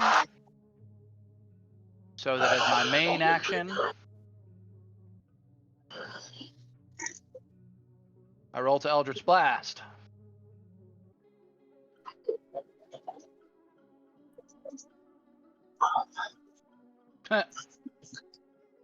And second dart of Eldritch Blast.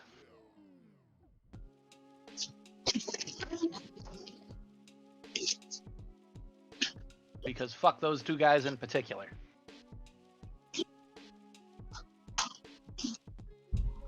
And then I step forward. Cool. And pass turn.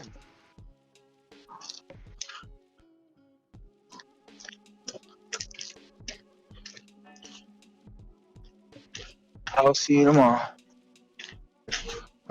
When these spine devils fall, they kind of shatter like glass, and then the glass raises up as it dissipates. So it turns into like glass shatter and then grows up as like dust in the wind. Yep.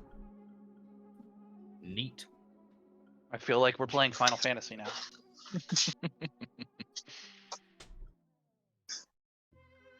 Druzzl.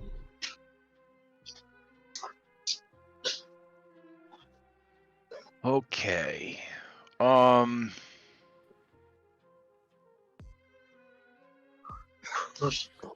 assuming my Drake didn't come with us. Nope. Okay.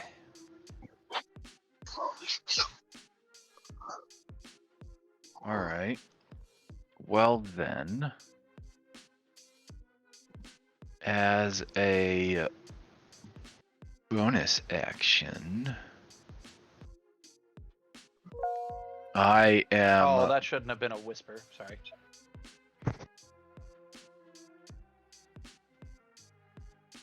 Let's see here. All right, so I'm gonna move. Yeah, up front here. And I'm going to target Spine to Devil 3. So as a bonus action, he is... I'm casting Hunter's Mark on myself. And he's my current target. And then as my attack action, I am throwing my hammer at him, potentially twice. Neat. Bonk bonk.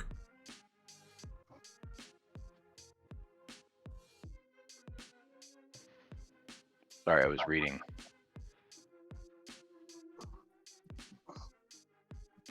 Felix's shout.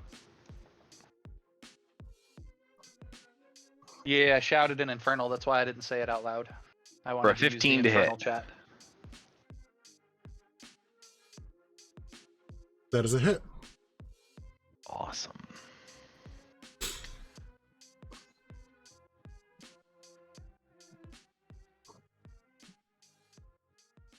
That did 19.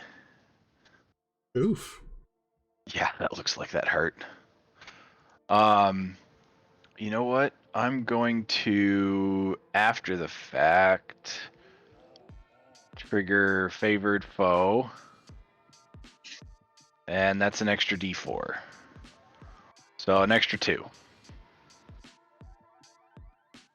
Feel heavy or did he go down?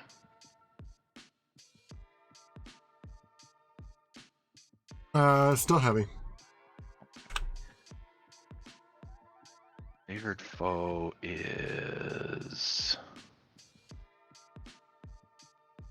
the first time on each of your turns. Okay. And Hunter's Mark is period? Yep. Hunter's Mark is per attack. Hunter's Mark is period. All right, so we're going to drop Hunter's Mark back on myself, and I'm going to throw my hammer again.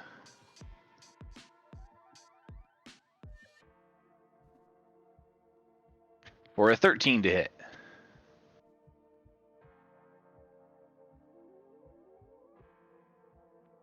For 13 damage.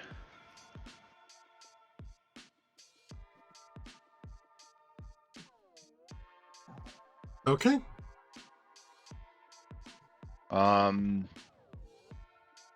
Knocked him down. 5, 10, 15, 10, 15, 20. And then I'm going to finish my movement to here.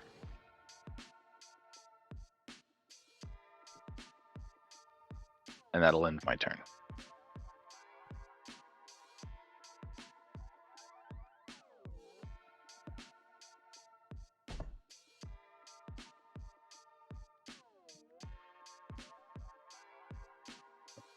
Whenever Mr. Jaime decides to move me. Or approve the move, I should say. Wasn't even in the right direction. For those of you that heard that, my bottle missed the trash can. I heard the ricochet. Didn't even go in the correct I'm direction. not sure if I heard the ricochet through the mic or just out loud because it's in the same house as me. That's why I pointed it out, because it didn't matter. So it is technically Denal's turn, because my Drake isn't here. Right. Gordon. So Denal. You could hide the Drake on the initiative tracker. That's true.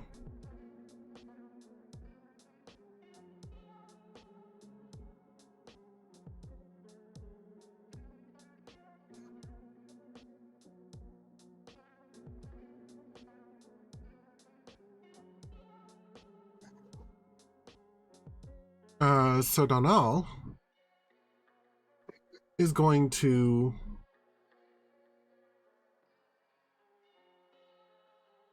attack with his pike.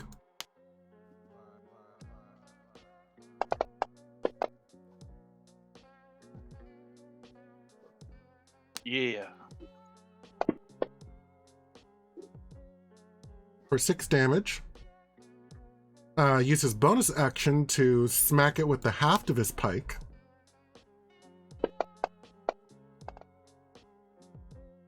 Yeah. For another D4 damage. We're getting Donell a magic pike, guys. Sweet. Be on the lookout. That's going to be another Needs it. 2.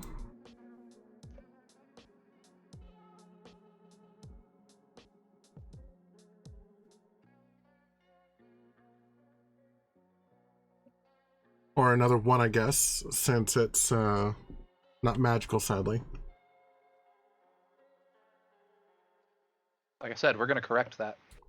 And then he has Boston sees this going on and is actively like planning a magic pike for this guy. and then he has an extra attack. Nice.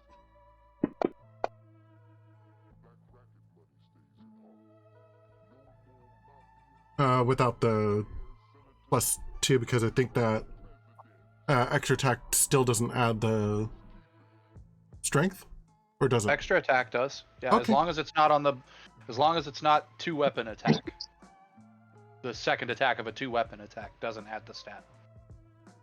Oh, okay. And cool. That would have been 12, 13, 14 damage. Nice. And he didn't even smite. Yeah. Okay. The Top battlefield. of initiative. Yep. Top of the initiative. The battlefield fades.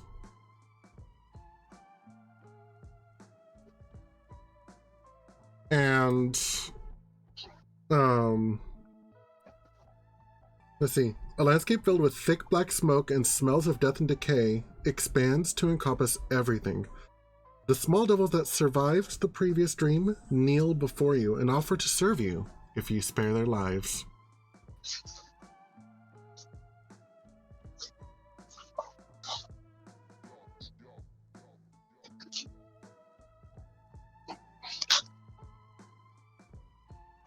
Are we still in initiative order? No.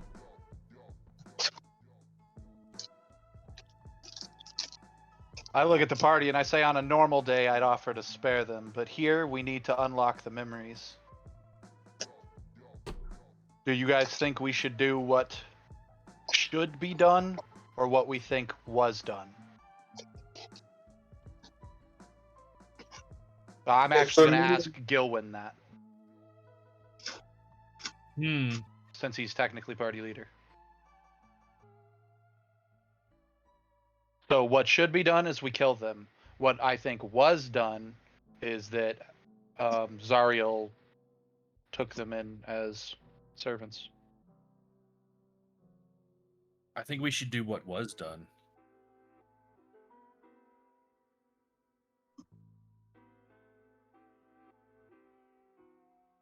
Does Maggie weigh in on any of this? She does not.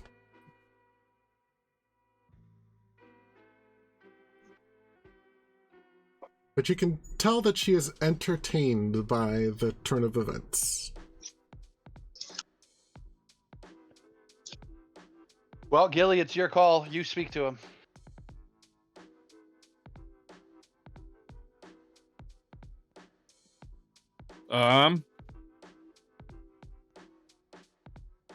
So when they knelt, they basically just asked for their lives, right? Yes. Well, they're devils. What is in it for us? Their service. Yeah, their service. We will serve you.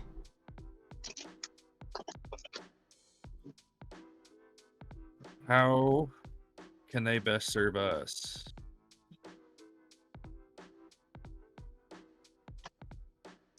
I'm making deviled eggs.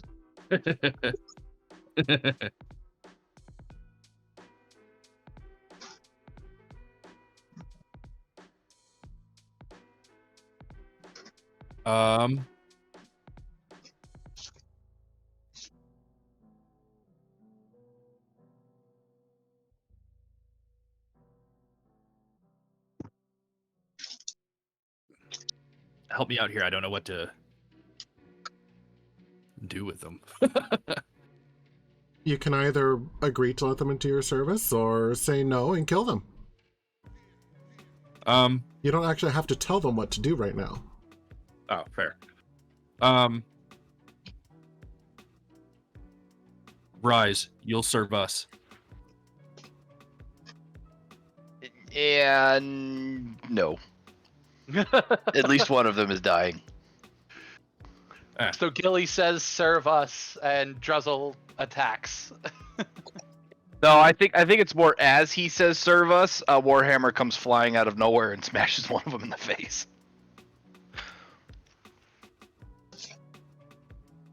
Gilly is giving in to his flaw. Okay. It breaks apart in a shattering of glass. And the other two look directly at Druzzl, as well as Dono.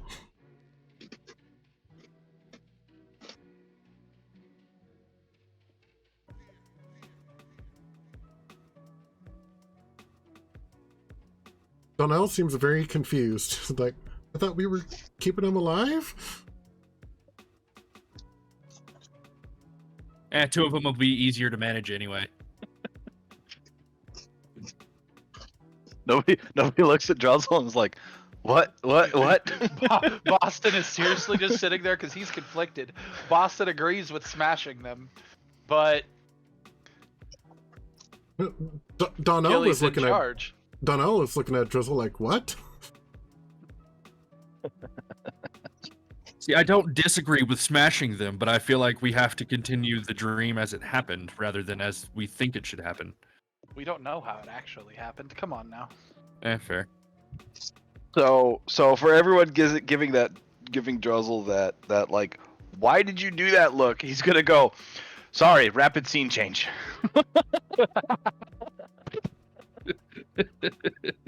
With that, the devils take to the sky and fly away, and promise they will be back. The The dream ends and fades to black. And you begin the fourth dream. You wander a vast, barren landscape of utter devastation. Black sludge rises rapidly out of the ground, enveloping your feet and gripping you tightly, overwhelming you with a horrible sense of loss.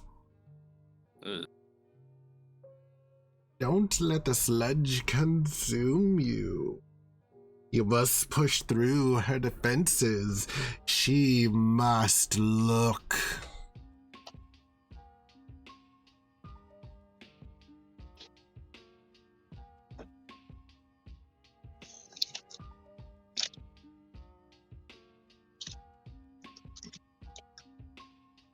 Sludge. Okay. You're right, that Druzzl. Sorry, I should have whispered that, but you're right. This would be a perfect opportunity for it.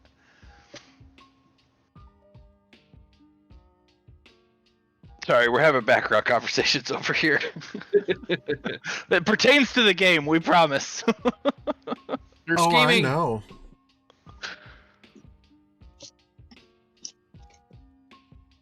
Wait, can you see whispers? What? I can, yes.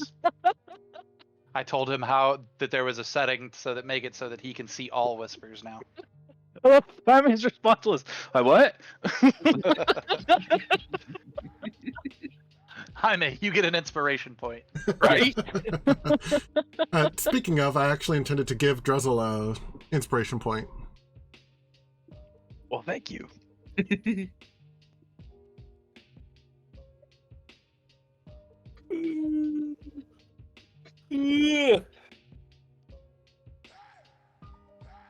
Okay. So,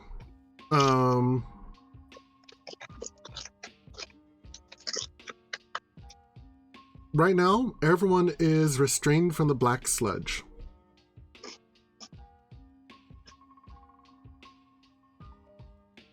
Do we need to make checks, or is this like combat initiative or whatever? I need everyone to roll roll either a strength athletics roll or an acrobatics dexterity roll. Or dexterity acrobatics roll.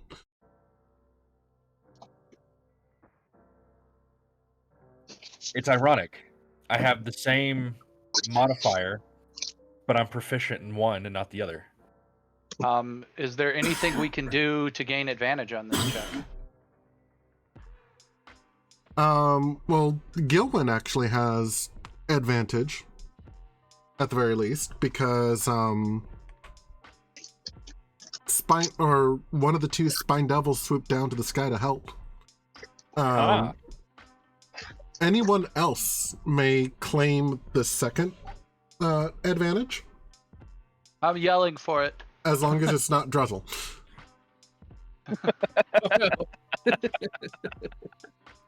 I'm yelling for the other spined devil. Hey, I agreed that we should keep you alive too.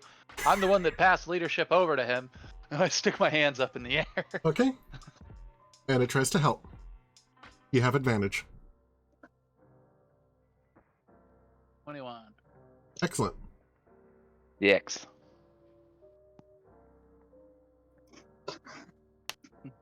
Kurt gets a 21 without any help because he's got a frickin' 8 to his modifier.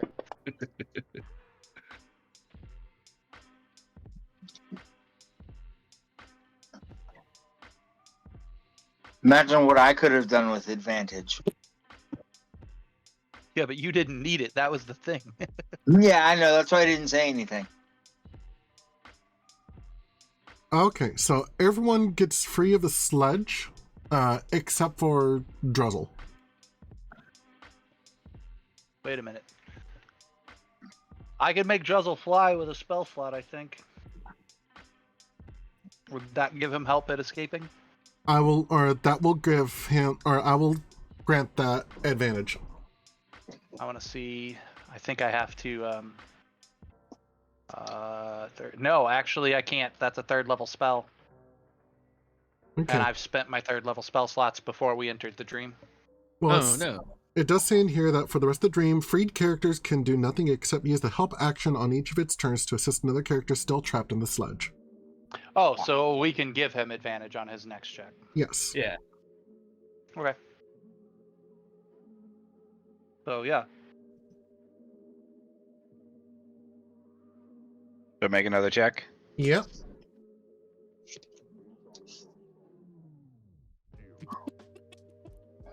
Oh no.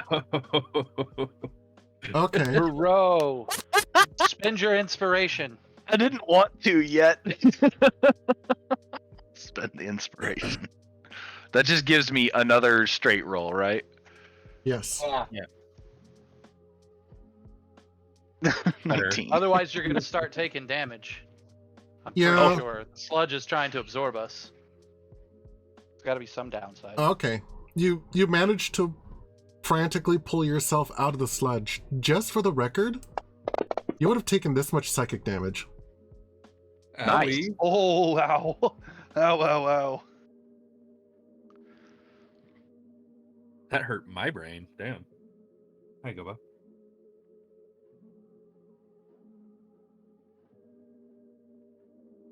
All right, Okay. free of the sludge. You're free of the sludge. And now you see Lulu resting on a black cushion at the center of an inky void. She is unconscious and alone, a beam of brilliant white light shining down upon her. Next to Lulu, a large gleaming brass spyglass rests atop an ornately curved tripod. Lulu awakens and looks peacefully around her. Seeing the spyglass, she approaches it, pressing one eye against the eyepiece. Lulu then steps back suddenly, eyes wide, mouth open, her face alight with excitement, and she cries out, "The sword! The sword! I know where it is!" Dream ends. Rat. Look around. Ah! How you doing, Lulu? And I immediately crawl to the center of the circle to check on her. The sword!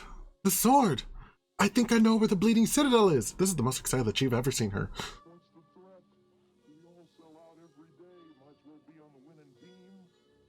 Please, we must hurry.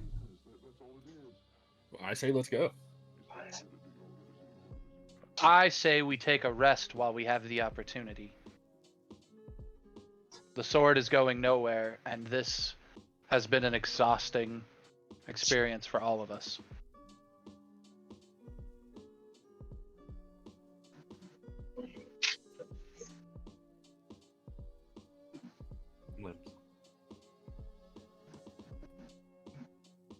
But that's me. And I actually say that to Gilwin since he was like, all right, let's go. I'll take a consensus. Party. Such a wonderful dream. I am quite satisfied. Oh, good. Satisfied enough to offer us respite till we move on? Absolutely. Oh, sweet. I was about to say I'll roll a persuasion on that, but sweet. In fact, I believe that Maggie is in such a good mood. I'll even let you borrow one of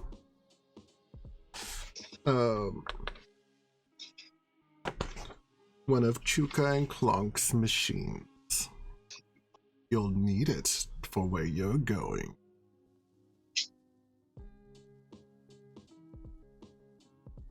Oh, that's more than kind of you. Thank you. I would bow to her, my head towards her graciously.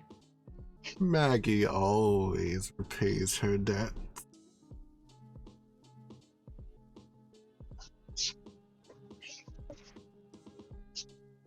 Pleasure doing business with you, Maggie.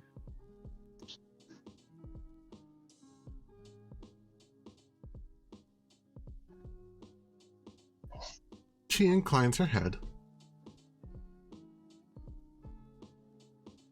I have some barracks there are some barracks that you can rest in.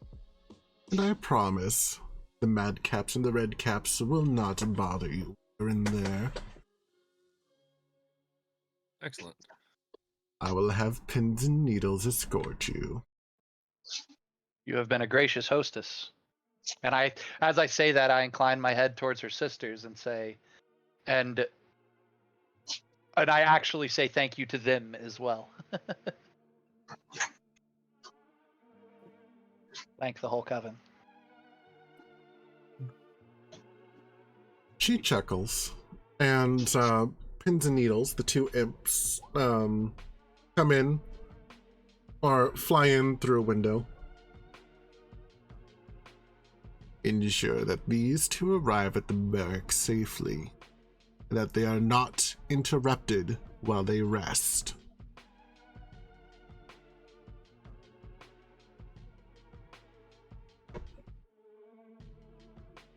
The imps nod, and begin to escort you to the barracks.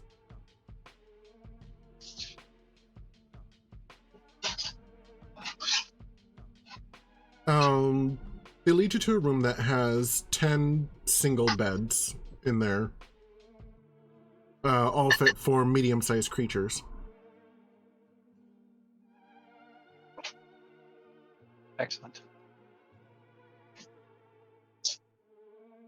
I think this is a good spot for a bio. I agree. Agreed. The imps, once everyone is in there, they motion up to a button. This turns on a ward. It will make it so that you won't be disturbed by any of the mad caps and red caps. Much appreciated. As are you. You helped us out earlier. We'll make sure to put in a good word with Maggie. Excellent. Before we leave, we'll be asking for her help in finding someone in the fort to help resupply us before we continue on. So a good word would go far, I imagine. Absolutely. And yes. when I say resupply us, I'm eyeing Donnell's weapon. Like, hopefully someone around here can help us get our hands on a magic weapon for him. We're in hell, after all.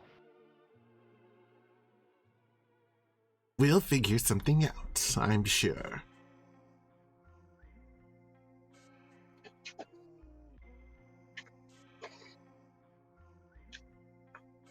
And then they leave. And I agree. I think this is a good time for a bio. Yay, bio.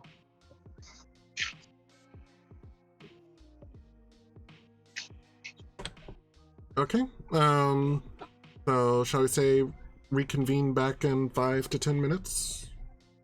Sounds good to me. Okay.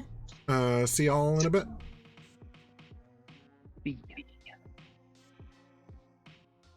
There was an echo on that.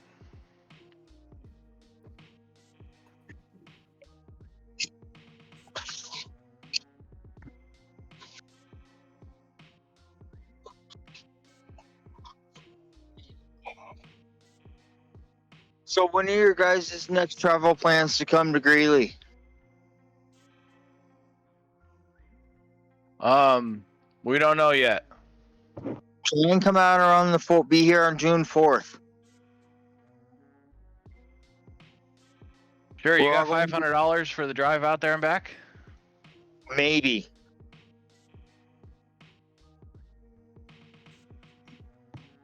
Possibly.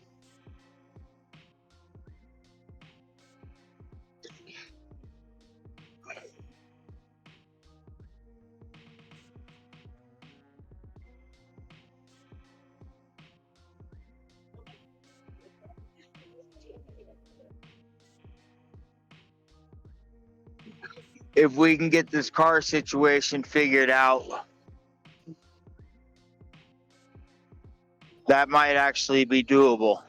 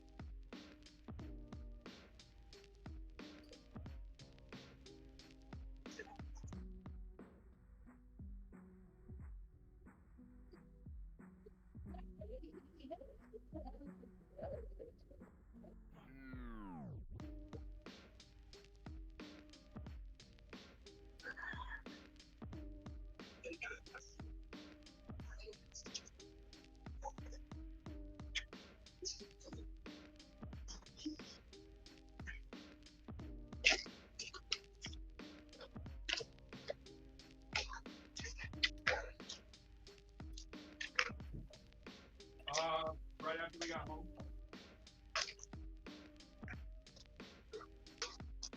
After we got back.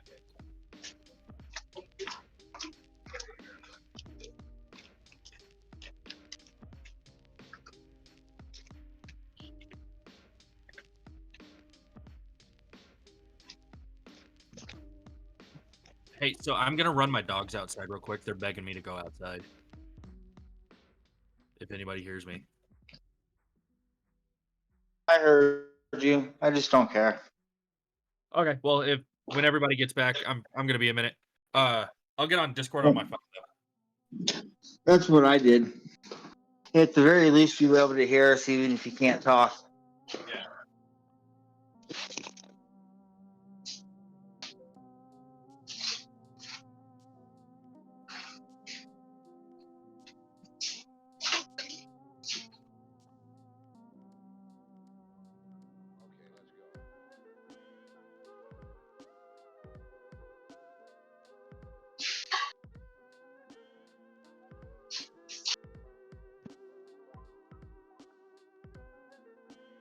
I'm back.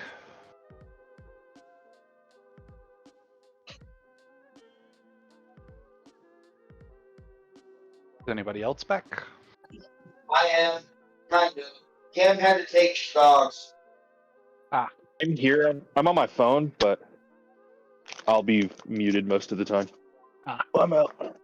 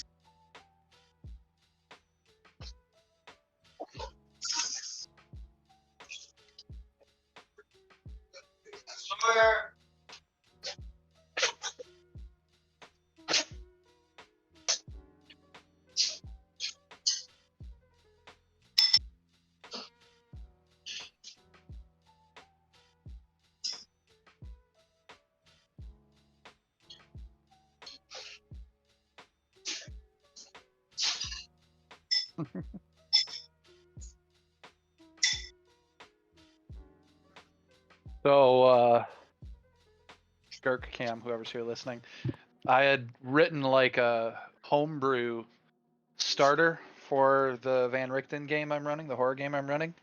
Right. And I found in the back of the Van Richten book, there's actually a starter module that literally drops you randomly into the domains. Like the starter module, which carries you from level 1 to level 3. At the end of it, depending on how things play out, you literally can walk out of it into any one of like 7 different domains. Cool. So yeah, I was like, well, crap. So I just scrapped my my homebrew one, and I'll be running the one from the Van Richten module. All right. My homebrew one will still be kind of running in the background. There's background stuff that goes on with it, but as a general rule, I'm just like opening up the domains via the one that's written to explore the domains. That works. It's also why I had to do such a deep lore dive, though, on the NPCs that exist, because those NPCs create the story hooks for the access to the domains.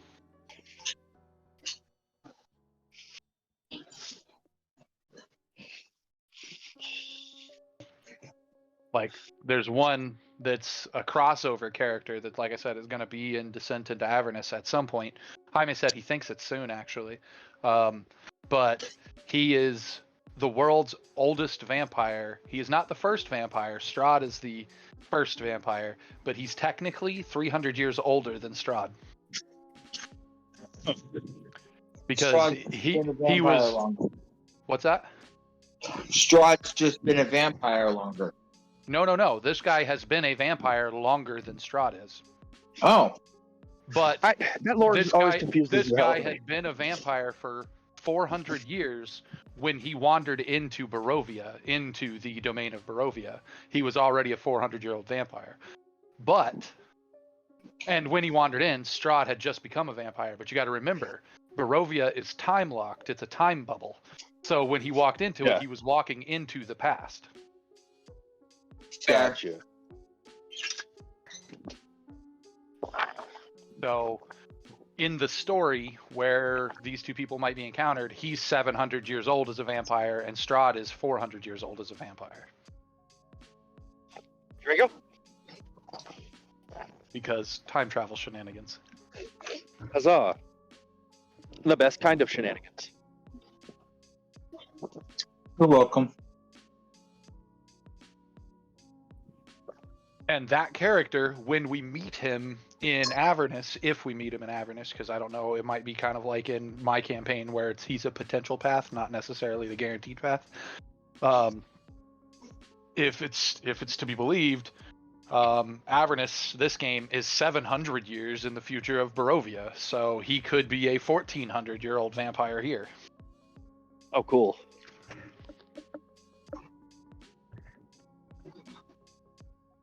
Wait, let's go this way.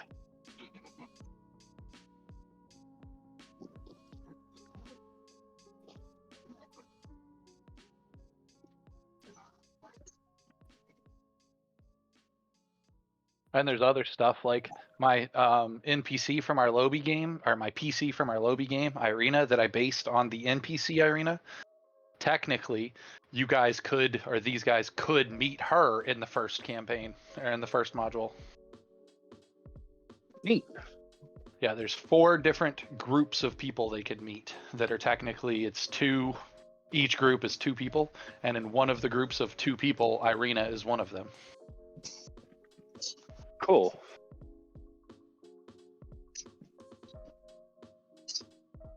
One of the other groups is straight up Sherlock Holmes. Sherlock and Watson? Yeah, but the D&D equivalents. Right. I forget their names, but it's a halfling world-class investigator and his doctor assistant, and the halfling is in a wheelchair because at some point something happened to him and he got all fucked up, and the doctor took care of him, and afterwards they got married. So it's literally the like fanship of gay Watson and Sherlock Holmes as D&D characters. Wow. Which is awesome. I kind of want them to meet those guys. That's what I'm going to lean to, but I'm going to do random roll when they get to that part to determine which of the 4 groups they encounter. I am back, and guess who has fresh baked potato bread? Baked potato bread? So Jesse Raphael. No, me. Oh. Well, that wasn't obvious. You said guess. So Oh. fresh baked potato bread or fresh baked potato bread? Fresh baked potato bread. Got it. Much better descriptor. I was a little confused as to what baked potato bread was. At the same time, I also want some baked potato bread. At the same time, I would be happy for some potato bread because, like, in hamburger That's buns, potato bread buns are my favorite. They're so good. I think I'm gonna make some potato French fries. As opposed to onion French fries. Yes, or sweet potato French fries. Those are still potato French fries. They're just sweet They're potatoes. yam French fries. No, yams are completely different. Yams are a root structure that is not a potato. Sweet Yes. potatoes and yams are two different things. Yes. Well, in if you want to go there, sweet potatoes and russet potatoes are two different things. Also true.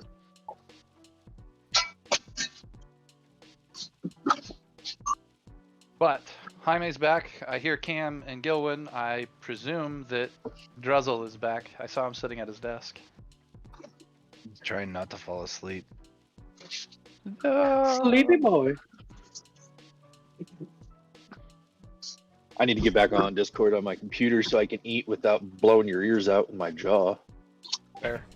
Aha. All right, Jaime, if you would trigger us a long rest. Sure. You want some fries?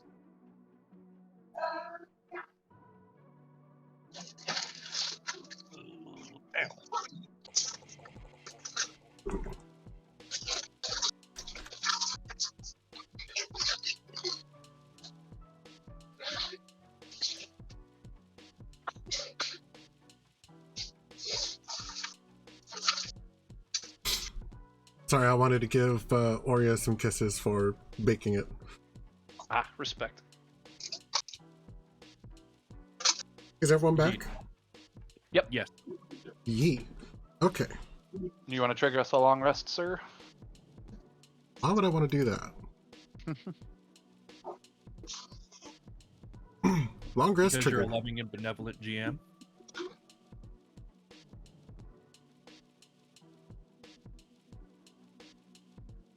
Fair.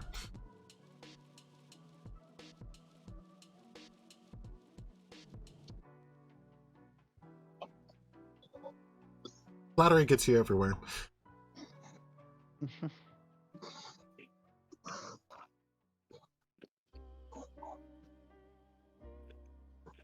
Okay. That being said, is everyone back? Yep. Mm. And I didn't catch the dome, so because we took a long rest, I think we also have to take exhaustion checks. Okay. Yes, you do.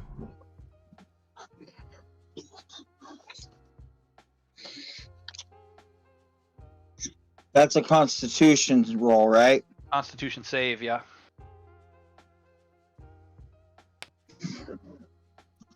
Damn it.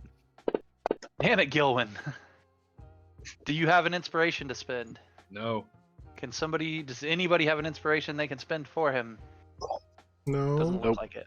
Oh, Sorry, Gilwin, you're the only one that failed, too.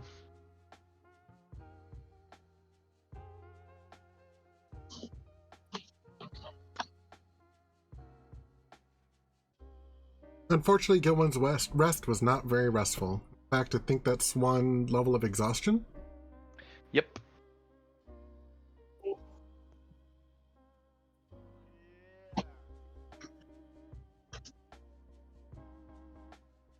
Alright, the next time we camp, buddy, I'll make sure that I throw up a thing for you. A hut. No worries. Yeah.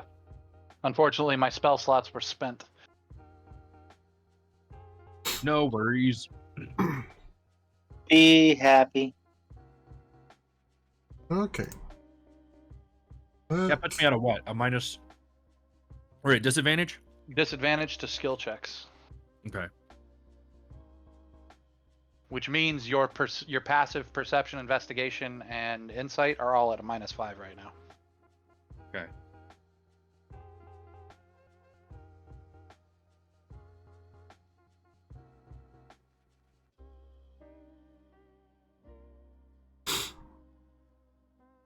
Okay. Um.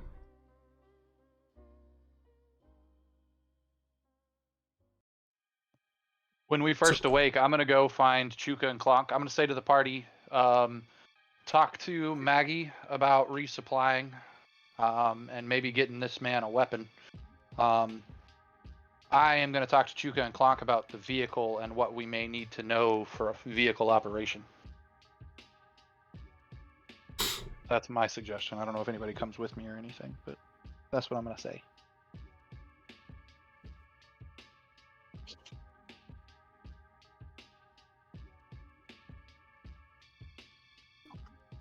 Anybody want to weigh in?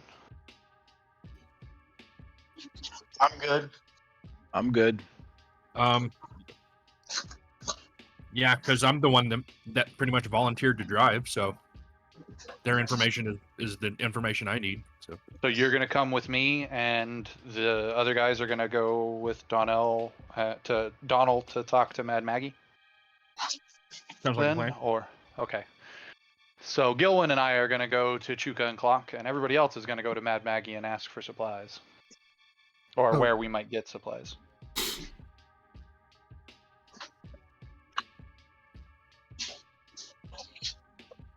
Technically speaking, we don't really need much. It'd be nice to have food and water, but we can also, like, I can create food and water via spells. But anything that takes the drain off of my spell slots would be nice. And then, like I said, equipment, a blacksmith, something here in the fort.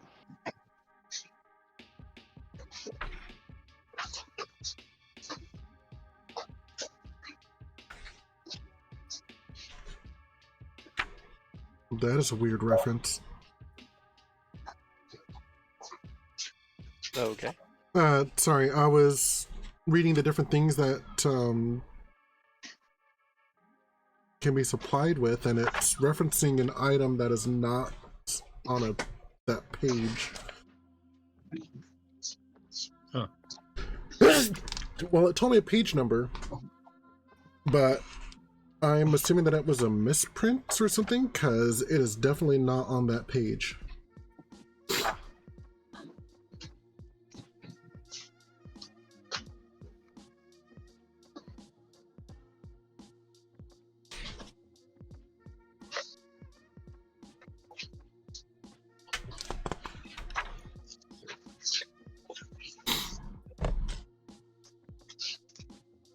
Oh! Okay, that was something that I didn't need to see.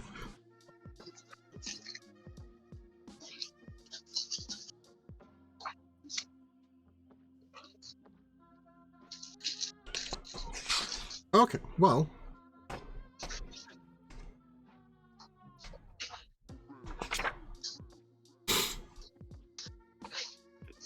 So we'll go ahead and start with Chuka and Klonka.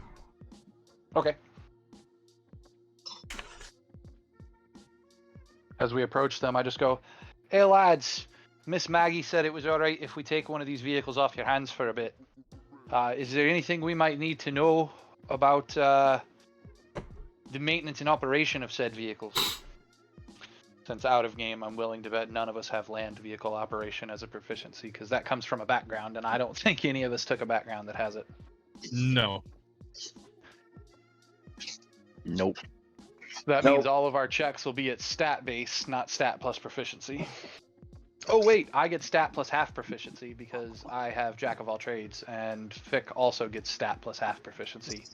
But I still think that means Gilwin has the highest roll. Because Gilwin's got a +5, while I've only got a +4. No wait, I've got a +5, because half proficiency is 2. I'm also and my exhausted. dex is 3. You're also exhausted, you're right. So yeah, I've got a 5 as well. Fick, what's your dex mod? 4.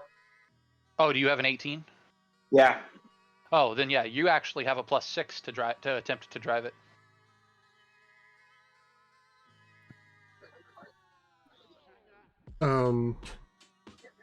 Chuka Squawks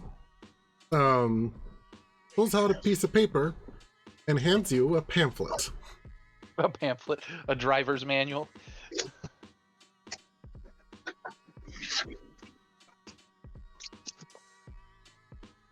I peruse the manual. The pamphlet is labeled, so you want to drive a demon grinder. A demon grinder.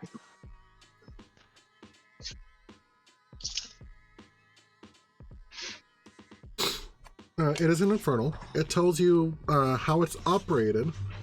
And of note, it tells you that soul coins are used to fuel it. Ah, crap. I've I got a knew bunch of them. You've only got a couple of those. I think you only have like one of those, actually. You might have two, but I think you only have one.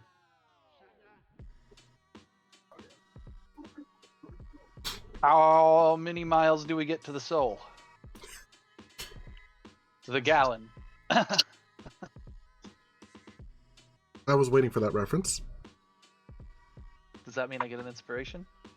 Yes. Dang. Yeah.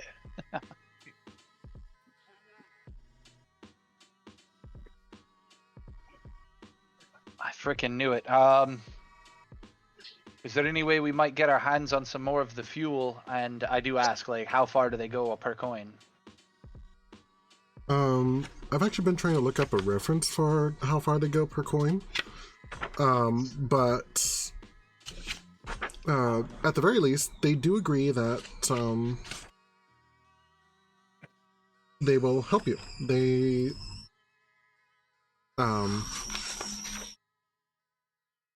basically for assisting with it before, because this is the one that you helped them fix. They're willing to give or put in a good word with Maggie. And I gotta take the water off the stove. I'll be right back. Yeah, I hear her whistling. I thought it was You're part a- of the music. You're a whistling.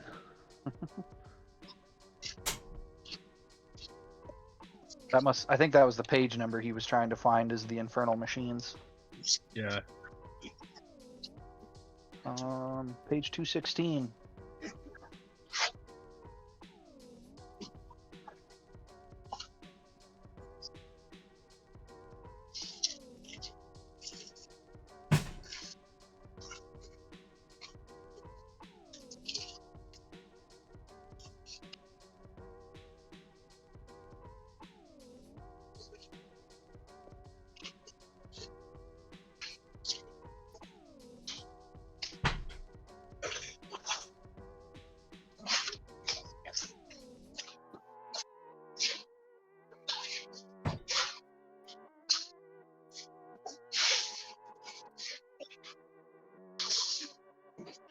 Sorry about that.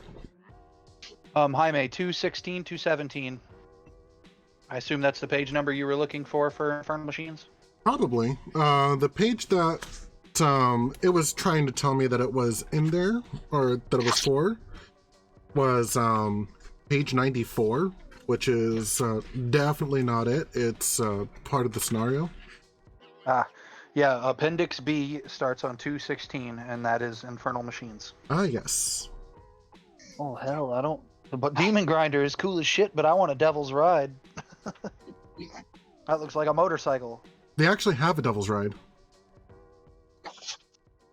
Yeah, it would take more freaking soul coins. Yeah, they have a Devil's Ride and a Scavenger there as well. Oh, Soul Fuel. The engine at the heart of every infernal war machine has a furnace fueled by soul coins. Soul coins are among this vehicle's helm controls is a narrow slot into which soul coins can be fed. They are placed into a slot, tumble into the furnace, which is 2 size categories smaller than the vehicle containing it. It consumes the soul coin, instantly expending all the coin's remaining charges and destroying the coin in the process. The soul trapped in the coin becomes trapped in the furnace instead, powering the infernal war machine for a duration determined by how many charges the soul coin had. Each charge is 24 hours. Okay.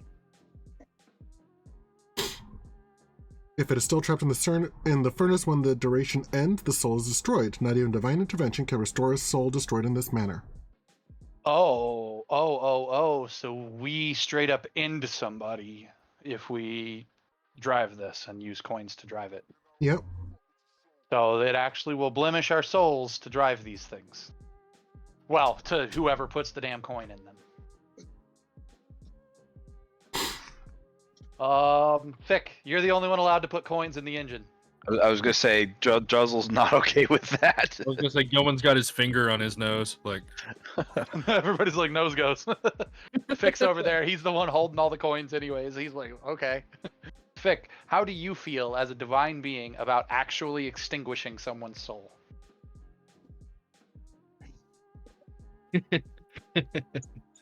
Girk's the only one. He's drilled a hole through it and he's got a string tied to it.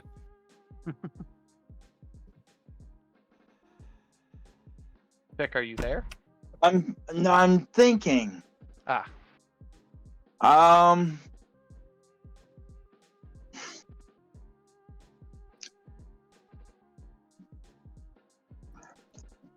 There's got to be another way. It's not necessary yet. Well, yeah, except that Maggie already told us we're going to need the vehicles to get where we're going. Oh. You know what? If there's a way that you can retrieve the soul coin before it's or retrieve the soul out of the furnace before it's completely consumed. Extinguished. And Yeah. I have worked on one of these things before, so I'm gonna go ahead and ask. Like I've helped take this thing apart before, and I spent time looking at it and going over it. When the time comes, can I get advantage on my Tinker Tools check to pop the coin out of the engine? Well, it consumes the coin regardless, but the soul is then trapped in the furnace. How would we release the soul? I actually would ask that out loud to Chuka and Clonk. How would we release the soul before the time is spent? They both shrug. They don't know. No, they've never been asked. They're in hell.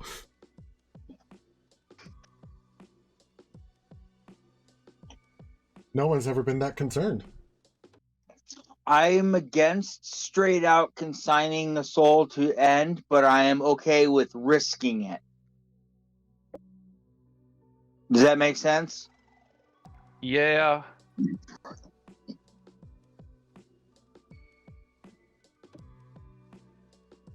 I'm not crazy about it.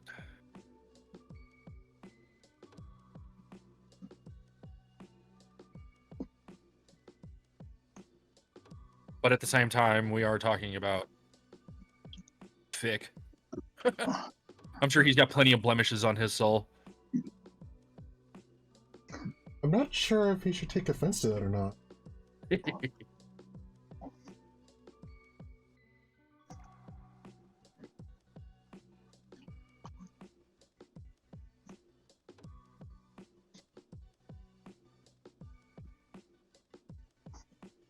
Jaime, can you share a picture of the demon grinder in Fantasy Grounds?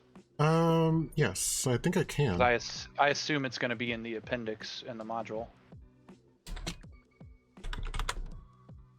I might have to create it from campaign S.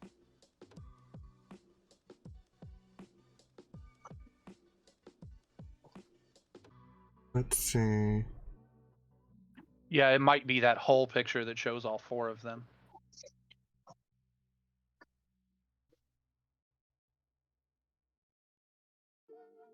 Well, how many soul coins do we have in our possession anyways, boys?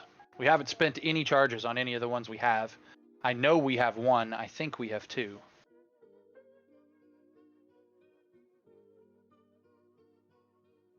Given that the module's been rolled over, I don't think that the character sheet currently has them on there. But they might, because they're in Girk's inventory if they are. So Fick will have to check his inventory. I don't recall seeing them, but I'll double check.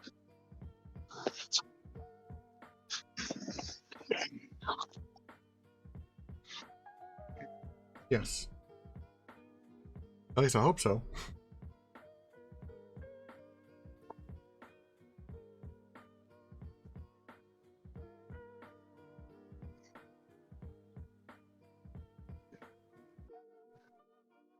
Let's see.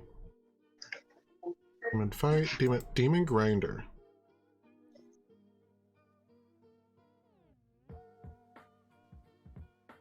No, they are not in my inventory.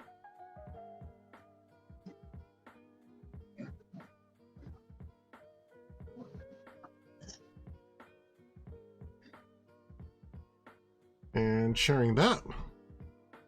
Boom. Yeah, that's the vehicle, guys. Ooh. Cool. It Big has a tanky wrecking son of a gun. Has a wrecking ball and a giant gnashing claw on the front, and it looks like some sort of like harpoon things on the top of it. It looks like it's straight out of Mad Max. Yeah, that's what this whole section is Mad Max. Of course it is. Excellent.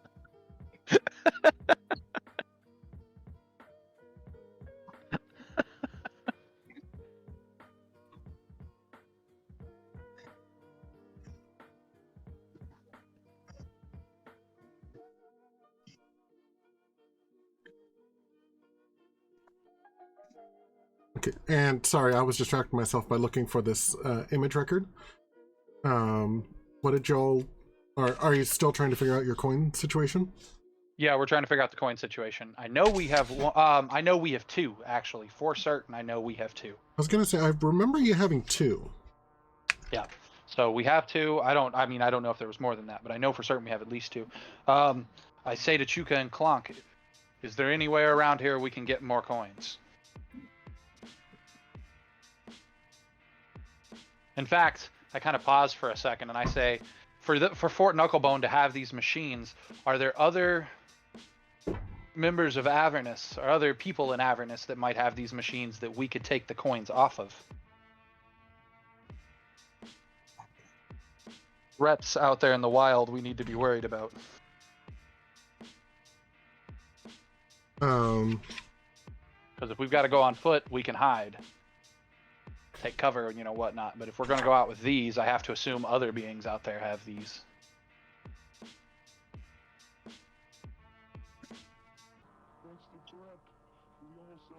Yes, actually. There are... you speak of the... Well, they don't... Or there are others, is what they're able to tell you. I look at Gilwin and say that's something we're going to have to ask Mad Maggie before we leave. Can anyone in the fort give us more coins? I ask them. Mad Maggie? Okay. Gilwin, I think we've done all we can do here. I hold my so. hand out for the keys.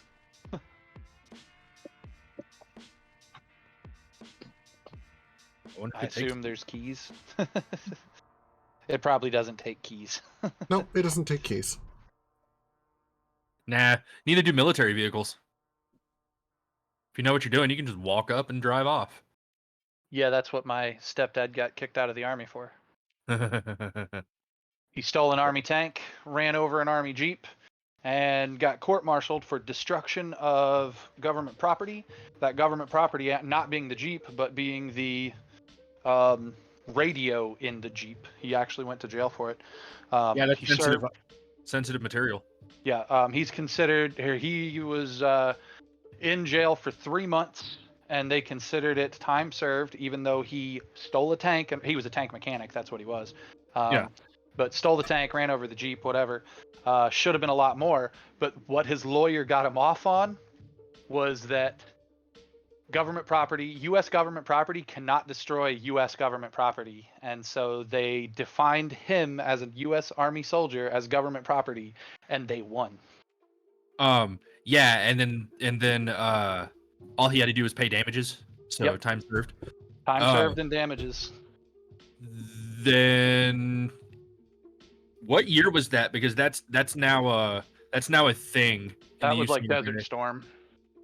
Yeah, that's a thing now in the UCMJ where if you cause significant enough damage you can be jailed.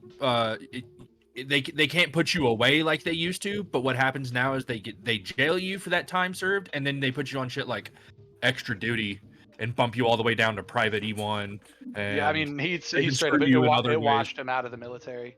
Yeah, It caused him to have to hitchhike from Kentucky all the way to California. yeah, they can screw you in so many other ways. So. Because my stepdad. Cool. But okay, well, I think Gilwin and I are done with our part. I think so. I don't understand my headset, Carl. What's wrong with your headset? It works all the way back here and doesn't work half the time in the kitchen. Right. Okay. For the record, everybody, he was all the way across the house and his headset was still connected. But the kitchen is 6 feet behind him. And the kitchen it doesn't work in sometimes. That's funny. Well, anyway, Fick and Druzzl. And Dunal. And Dunal. The three of you meet up with Mad Maggie. Looking for supplies, right? Supplies and a blacksmith or something so that we can get a magic weapon, preferably a +1 at least, but whatever. Something that qualifies as magic for Dunal. Good. Even if it's just a quote-unquote masterwork. Sorry, didn't mean to interrupt. I'll cut off my mic. Sorry. Good morning. I trust that you rested well. Well enough for the likes of this place. We're looking for supplies before we go on the road, and a new weapon for our paladin friend over here. We were hoping you might have some ideas on where to get stuff, or know exactly where we could. And I realized my accent changed like 4 times there. It's the common tongue. The common tongue might have 4 different accents in it. And it went from like Scottish to a different one. It was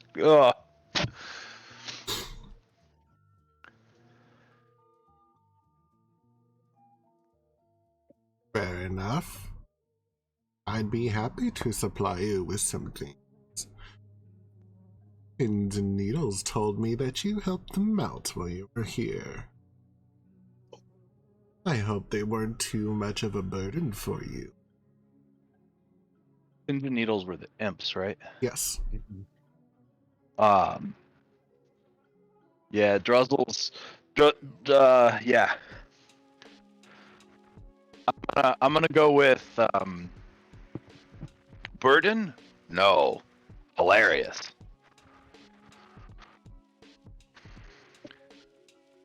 Because of the prank. Mm-hmm.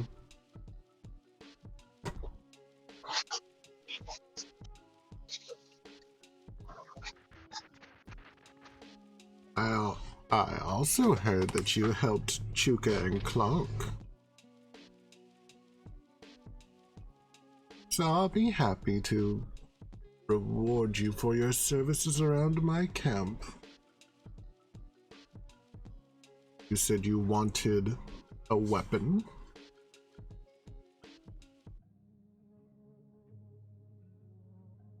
Yes, we wanted a magical weapon for our paladin friend here, and we'll let him choose the style that he most that fits him best.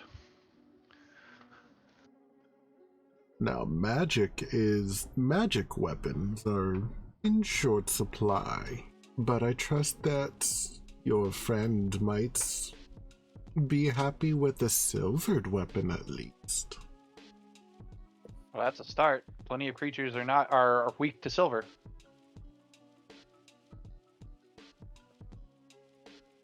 We've encountered a few devils already that are weak to silver. I doubt we'll encounter any wares down here, but you never know. Yeah. He may choose one weapon from my armory.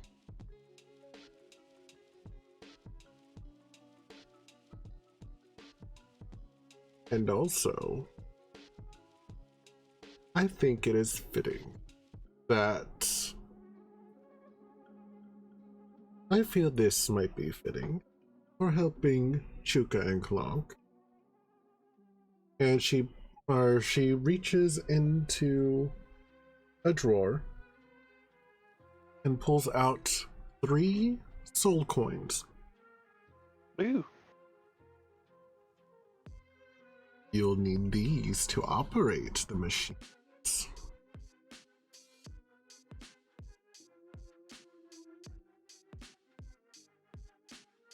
I'm writing down our soul coin amount, but I'm pretty sure only Fick can carry that many.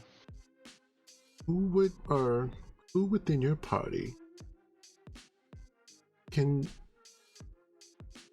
And, oh well, she offers them out and is waiting for someone to accept them.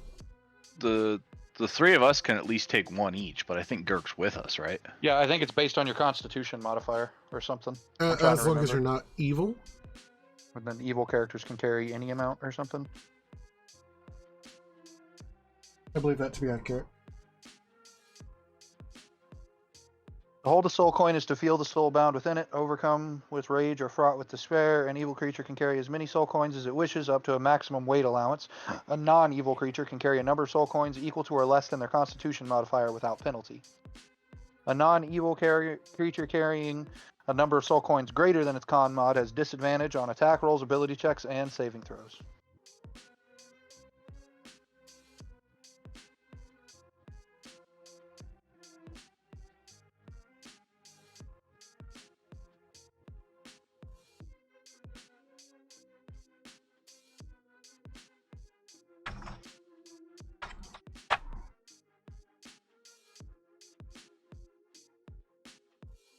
So, between the 2 of you, you can take all the coins. 3 of us. There's 3 of us. The 3 of you, yes. Sorry. Okay. But carrying it, if I remember correctly from the first time we grabbed them, because you can feel the despair of the coin, you feel that despair the entire time you carry it. Yep. So that's a matter of personal choice. Druzzl, would you be up for carrying one? I you're would a be. monk. I could see you being one of the few people in the party that's like, I hate carrying this, but I will. Yeah. I was just about to say, I'll carry it if I need to, but do I want to? No. Well, I mean, you don't need to. As far as I'm concerned, Fick can carry them all, but... Well, it depends on if he has the other ones on him and what his con mod is. Fick's evil. He can carry all of them. This was still based on his con mod. No. Evil characters can carry as much as they want up to their maximum coin weight.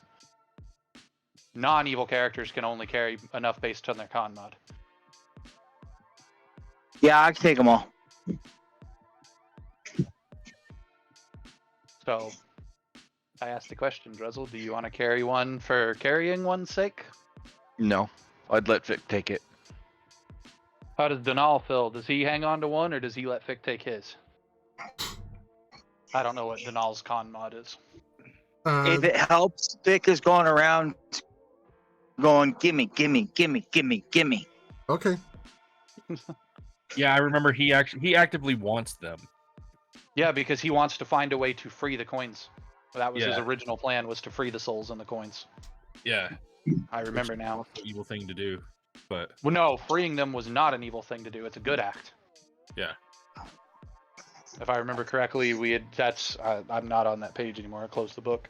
But if I remember correctly from when we encountered them before, way back in the beginning, when we were trying to figure out what to do with them, expending all of the charges frees the coin, frees the soul. Or no, extending all of the charges destroys the soul.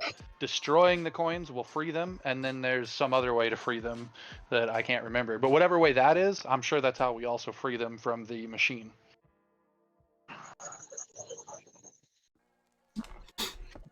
See.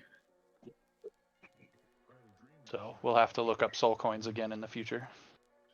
But I kind of like the idea that we've encountered them so little that even though we have the knowledge on them, we don't really remember everything about them. Yeah. We'll save that for an Arcana or Religiosity check later.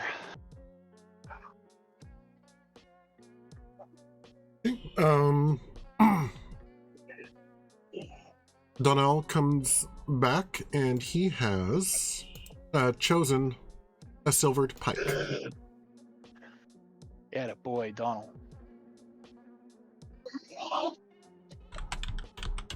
Depending on how long their stuff takes, we'll eventually be heading that way, Jaime. Okay.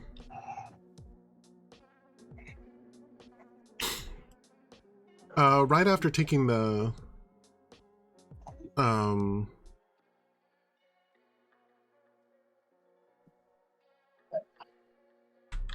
sorry, I'm looking for silver weapon.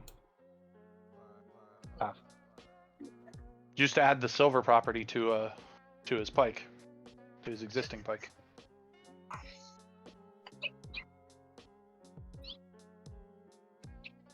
And I believe the property would actually be labeled silvered. Yes, and it would be added to the damage type as well. Yep.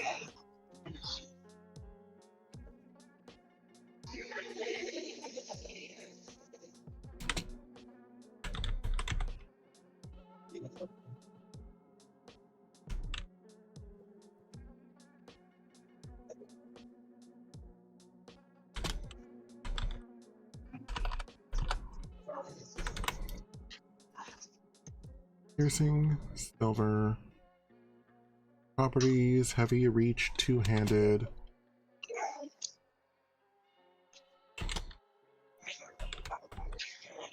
Silvered. Okay, and I think that I did that right.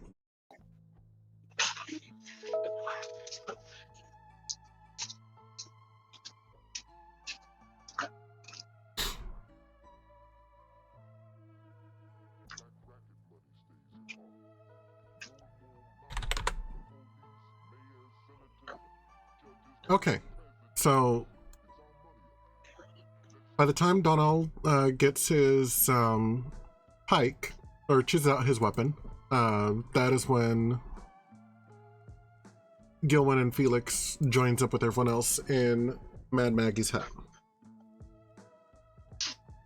You know, I was just thinking about it. I could probably give the new paladin the Sword of Alignment. No, the Sword of Alignment disliked good people. It only could be held by evil people. Oh, Never okay. good people. Oh, my bad. Yeah, I could give him a +1 dagger, especially since I don't use them. He also has Fuzro Da. Oh, he also has Fuzro Da, so never mind. I forgot he had that. Yeah.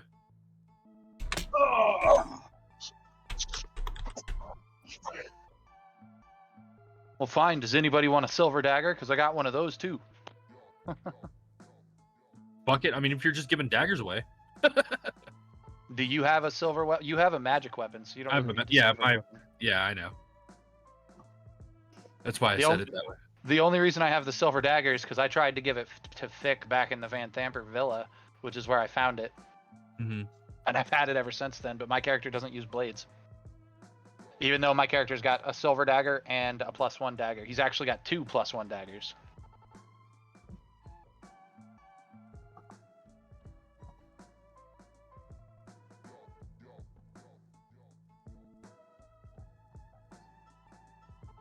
I'm going to melt down my +1 dagger to turn his silvered pike into a +1 silver pike. Well, that'd be cool. Sure, he'd appreciate that.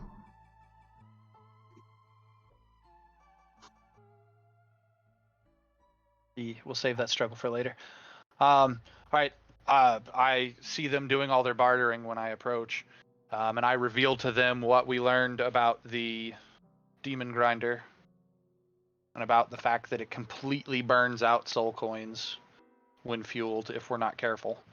We're going to have to find a way to release the coin or the soul from the engine before it totally destroys the soul. And then in the middle of this, I'm sure Maggie's wondering why we're ignoring her and having the discussion. So I look at her and say, Chuka and Clonk suggested you might know, but depending on how far we travel, it's likely we'll need more coins. Are there enemies out in the wastes that we should keep an eye out for that may have their hands on some of these coins? Other infernal machine drivers. Yes. You speak of the other warlords. The other what now? The warlords. My character literally like face palms and he's like, Jesus, we've avoided the war of the devils and demons to find fiefdoms out in the wastes. Oh, yes. Oh, good. Are there any particular warlords we need to keep an eye out for?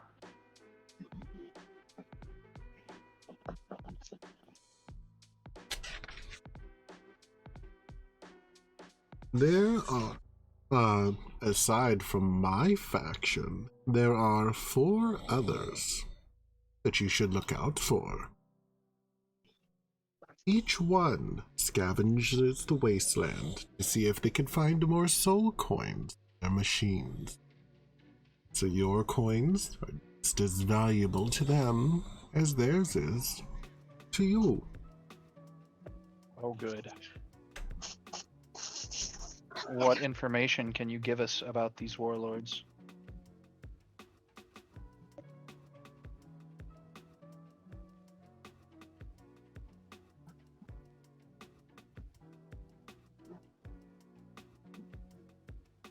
Well, first, the one that you are most likely to encounter, at least around this area, aside from Maggie, of course,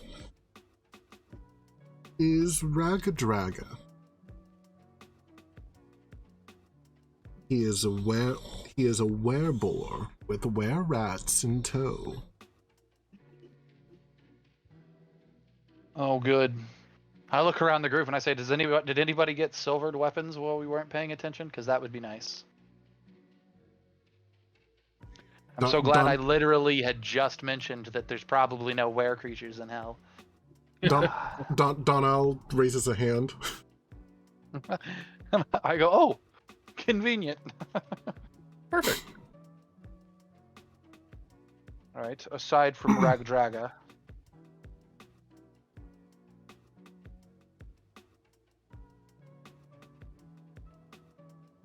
Now, let's see.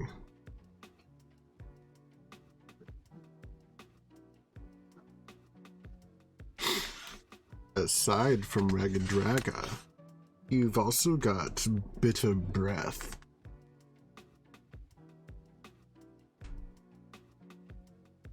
A pit fiend. A pit fiend that crossed Zariel the wrong way. And ended up being demoted to a horned devil. Jesus. I kind of look at the group thinking to myself that might be a good one to ally ourselves with if it crossed Zariel the wrong way. Maybe.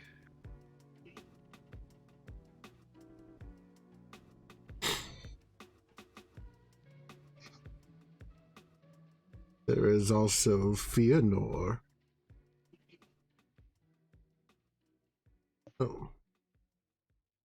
Oh, wait. More information on Bitter Breath. Zariel has declared that no other devil may associate with them. However, that hasn't stopped other people from joining. And he has a crew of hobgoblins. Again, my out-of-game mentality sticks. As much as I think this might be a good one to ally ourselves with, hobgoblins are always not necessarily evil. Oftentimes, they're honorable. They're militant, aren't they? They're they're Klingons. Yeah. Okay. You give them a reason to fight with you, they will fight with you instead of against you. But you got to give them a reason to fight with you. Yeah, and more than just Because I said so. We show that we're here to overthrow Zariel's attempts to pull Elturel down. They might like us.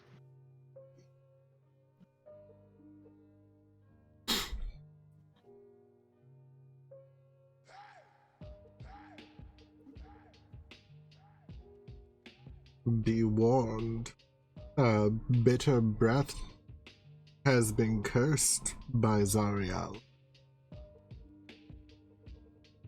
No longer do they have their wings, and no longer can they enter in deals.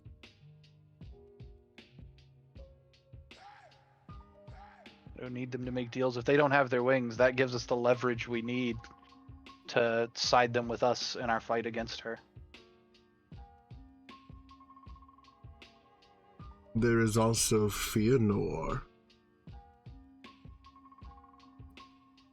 Or, aside from bitter breath, there is also Feanor. Don't let her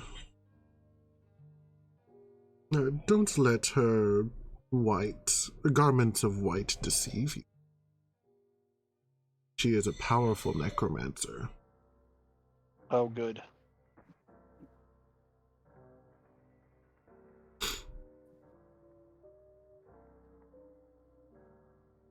Rumor has it that the reason why she is here is that she fled the material plane and was invited here by Mahadi, a Rakshasa.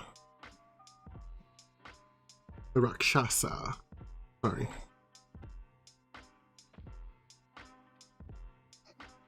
Guild Arcana.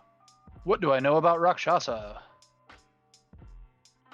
I can't see what I rolled. The thing's in the way. A 23. Rakshasa are basically demon catfolk. They are wicked, evil. Their hands are basically reversed. So, oh, that's right. Their thumbs are where their pinkies are. Their pinkies are where their thumbs are. yes, and the palms of their hands are facing outwards instead of inwards. Creepy. Yes, and they are all notably powerful mages. Not to mention, they're also very physically powerful as well. Oh, good.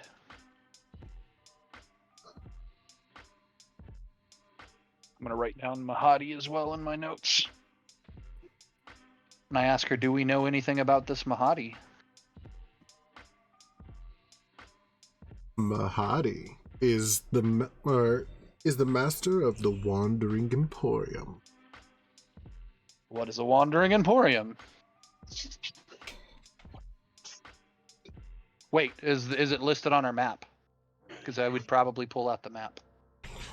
Do you have your map now? I don't think that you do yet. I thought we got it. I thought we got a map from Traeger, the Otter. I thought we decided that a couple of sessions ago that we had one from the Otter.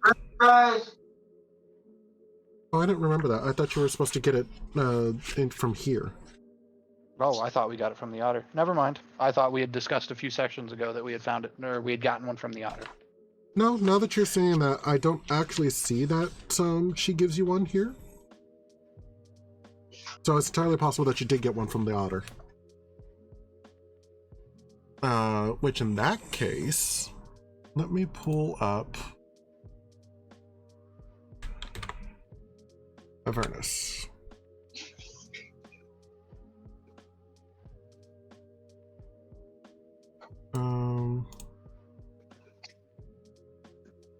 Not that one.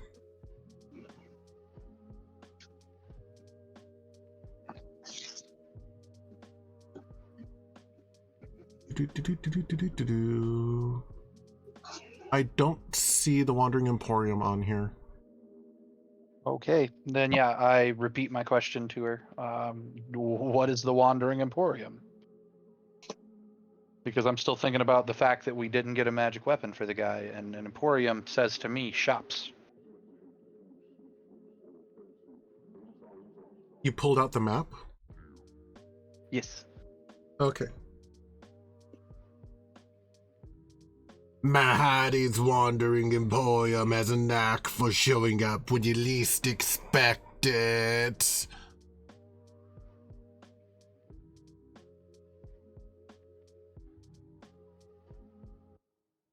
Okay. That was the map talking. Oh. Okay. I literally, okay. Oh, okay. And then I kind of like look at my book, my magic book, and then I'm like, why am I shocked at the fact that I have yet another piece of talking literature?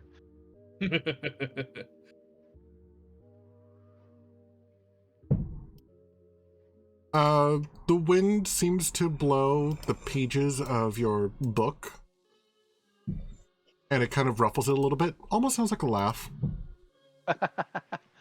Everyone else hears that this time, right? And I say that in game. Everyone else hears that this time, right? Do we? That's a good question. Do we? I mean, if it ruffled the pages and the pages sound like laughter, I would say yeah. Then sure, yeah. Yeah. I'm gonna say, heard what? It sounded like you were shuffling pages over there. From a book that wasn't moving? I wasn't looking at it. All No, I heard was pages shuffled. I said that in game. From a book that wasn't moving? And I did too. I wasn't looking at it. I didn't know what was going on. Well, we'll keep an eye out for this Mahadi and his wandering emporium. Crops and supplies may come handy to us when ours run low. Is that all we need to know about Feanor? Yes. Are there any other threats or help that might exist out there for us? There is one other warlord I can think of. Princeps Kovic, a chain devil. A particularly cruel one, in fact. He used to rule the 8th Infantry Legion, but before was crushed on the banks of the River Styx.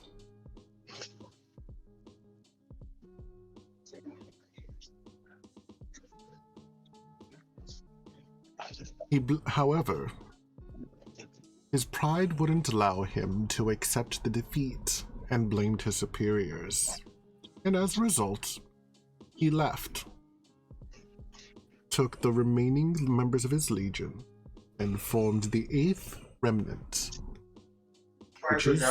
which is his gang of devils.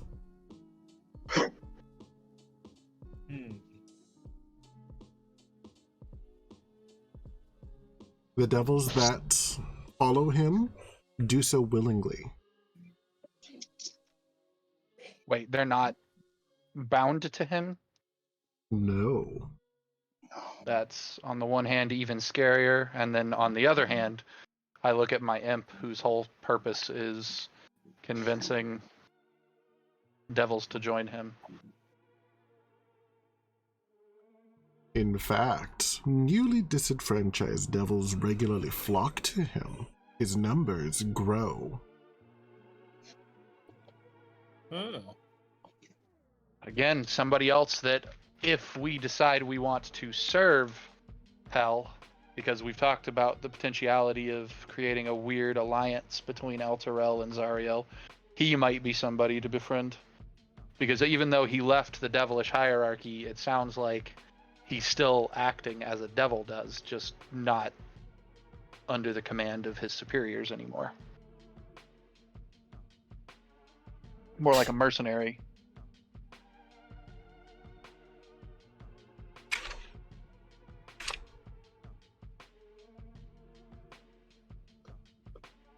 Those are the most likely threats that you would encounter just within the wasteland.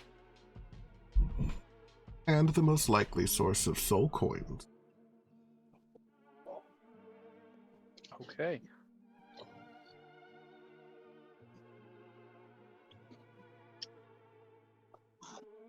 Very well then, Maggie. We, Miss Maggie, we thank you for, once again, for everything you've done for us. If there's nothing more, I believe we shall make our way into the sands of Avernus.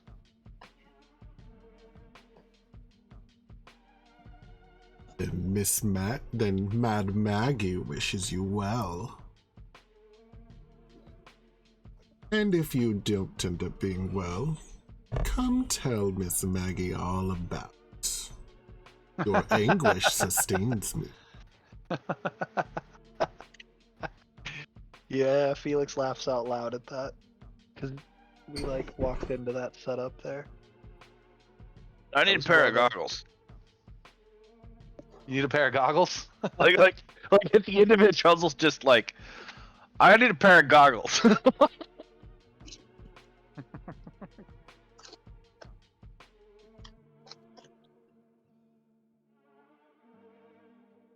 What do you need? Goggles. What do you Is it need? just for aesthetics because we're going Mad Max over here? Or what? Yeah, I think it's just for aesthetics. If that's the case, we can press to digitate some. I was gonna say Druzzle's gonna have fun sitting on the buggy for a little while. On the top. Yep.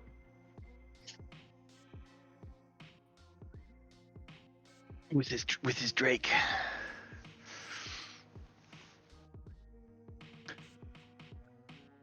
Actually, I have another idea for his Drake.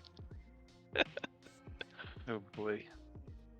I don't know if Jaime will let me do it though, because he technically can't yet. Also? So I'm not a high enough level, and my Drake doesn't actually have a breath weapon. But when we actually get in and leave, can he breathe fire behind us? Like, what do you mean? So Like- that it looks like we're shooting flame out the back end? Yeah. So the flame doesn't burn hot enough to do any damage that he's capable of. It just is It's just little fire. aesthetic fire coming out the back end.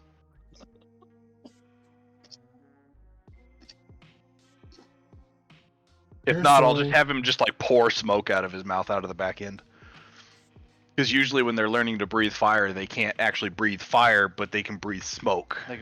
Yeah, typically the creatures that can breathe fire will breathe a flammable gas beforehand. That's what Thumbershad does. Thumbershad, the dragon. He can't breathe fire anymore, even though in the Dungeons and Dragons movie he does. I haven't seen that movie yet. Thumbershad is one of the few there's a couple of D&D canon characters that exist in that movie, and Thumbershad is one of them. Nice. And a lot of fans of the movie are like, you know, that movie was all good except for how cheesy the fat dragon was. And I'm like, the fat dragon is canon. He's actually canon to D&D lore. Wow. Fucking Wow. plebeians.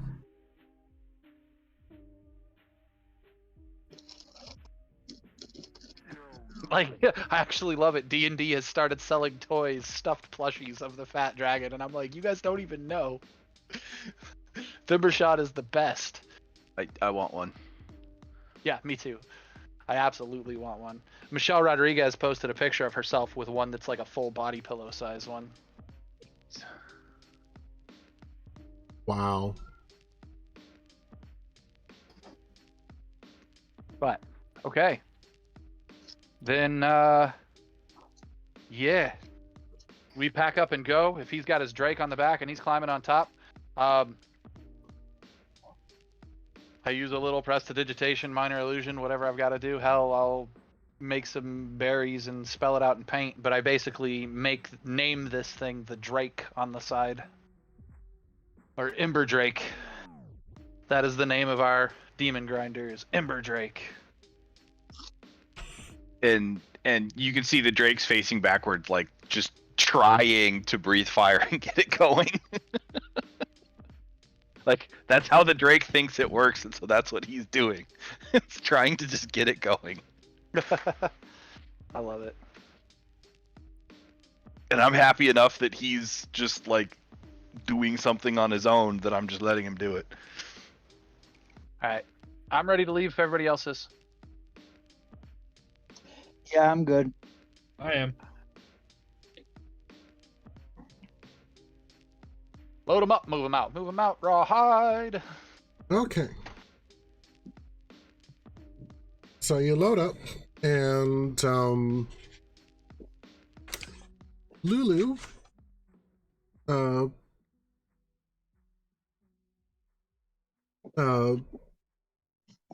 tries to tell you, let's see.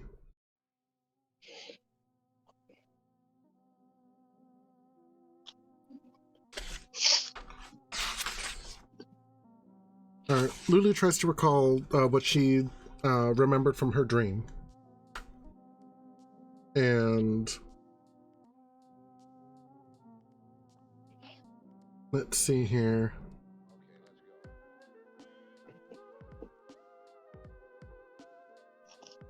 D6. Ah.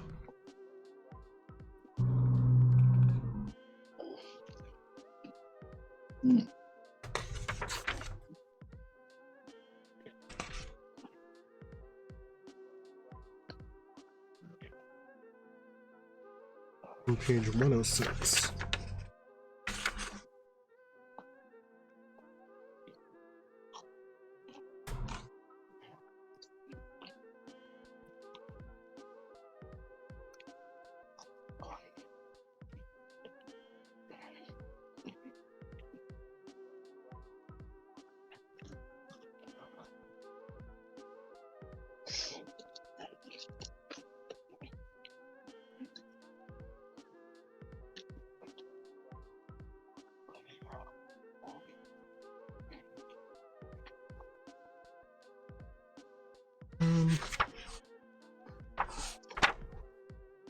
Where's the flowchart for this chapter?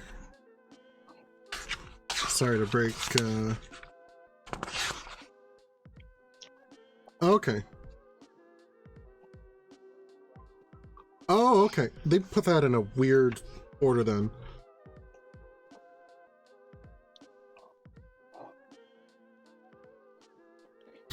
Okay, she leads you to where Lulu tries to direct you to where the Bleeding Citadel is. Which is what she calls the thing that swallowed the White Castle from her memory. Let's see.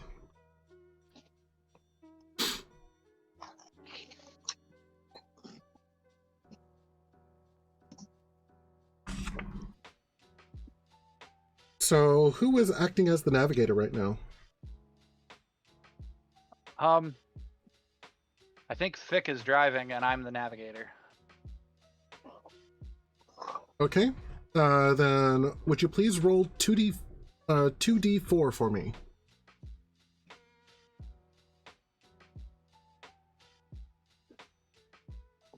For a 4. Okay.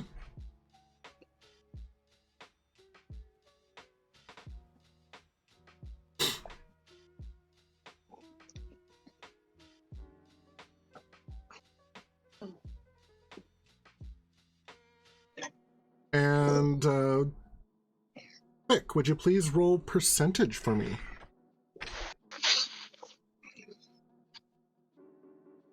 That makes me nervous.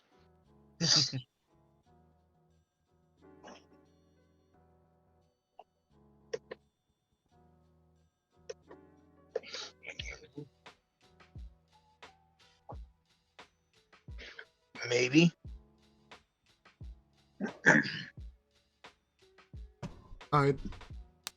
Oh, there it is.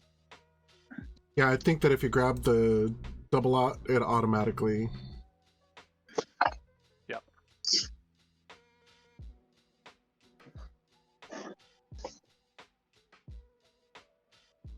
Okay.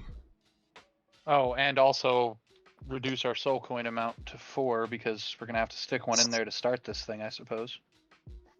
Unfortunately, yes. And you said it's 24 hours per charge. Yes. So we have 72 hours. We'll call it 70 hours to get that soul out of there, or it'll burn up. Because right, it just has to be removed before the full time is up. Yep.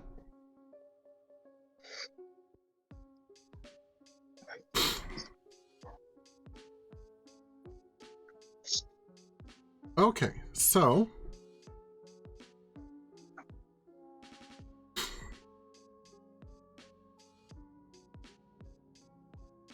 you're traveling along the wasteland.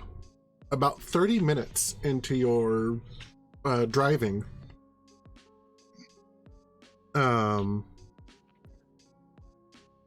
red plume, or a plume of red dust billows in the distance, created by a large infernal war machine barreling towards your direction. Ah, son of a gun already.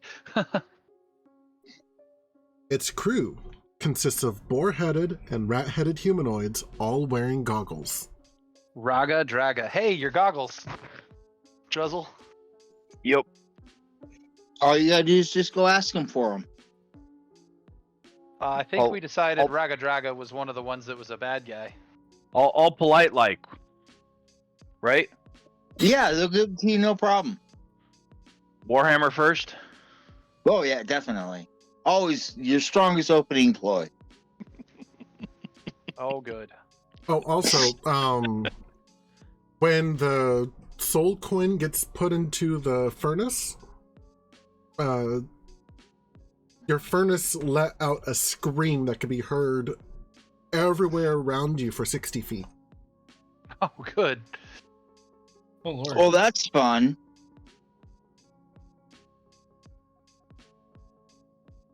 Six- 60 feet's not really all that far, guys. I yell 60 feet in any direction, so it's 120 feet. We hear an anguishing scream. I'm picturing like a Wilhelm cry.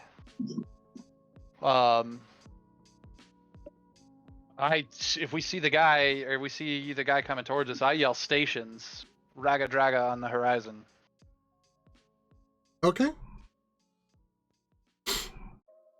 Whatever that entails, I'll comply. So the vehicles work exactly like they did. I don't know if you changed rules when you did Spelljammer, but they work exactly like Spelljammer stations. Each weapon or whatever on the vehicle requires somebody at a station. In this particular case, Girk is obviously at the piloting station, so he's going to do all he can do on his turn is movement. But the Demon Grinder stats. Jaime, could you share the Demon Grinder stats to one of us or all of us? Let me... Or click and drag. I mean, I flipped back to the page since we're about to enter combat with these things, so I'm looking at them, so I know what the stations are. But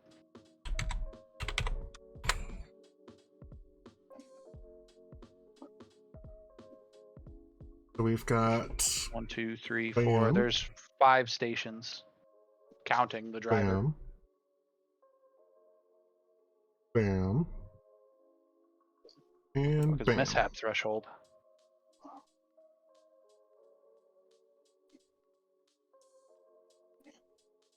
Mishaps.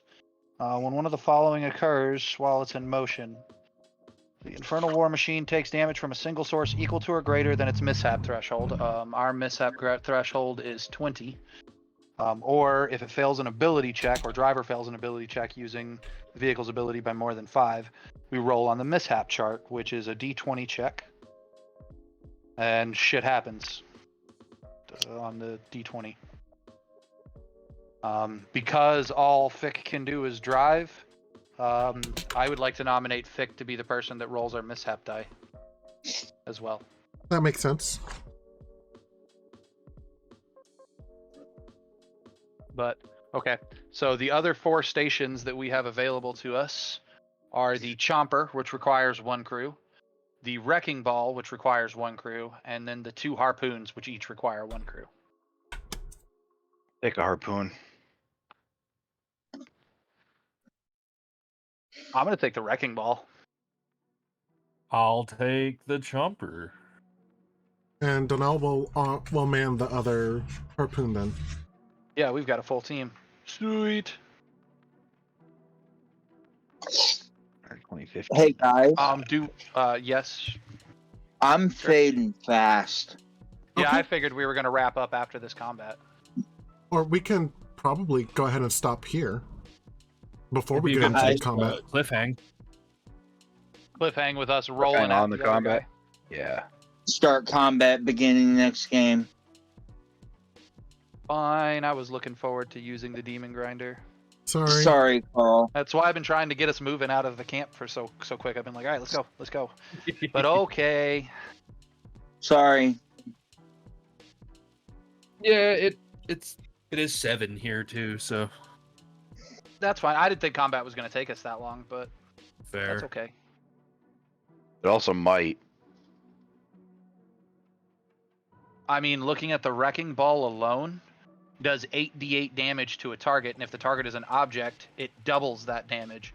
And the object would be the other guy's vehicle, so that's, the equivalent of 16d8 damage. And That's these if things they only ever. have 200 hit points. That's if they ever get within 15 feet of us. You think we're getting within 15 feet. But that's okay, we can do it next time. Yeah. Depends Just on gotta where wait all the 2 movement weeks. phases land.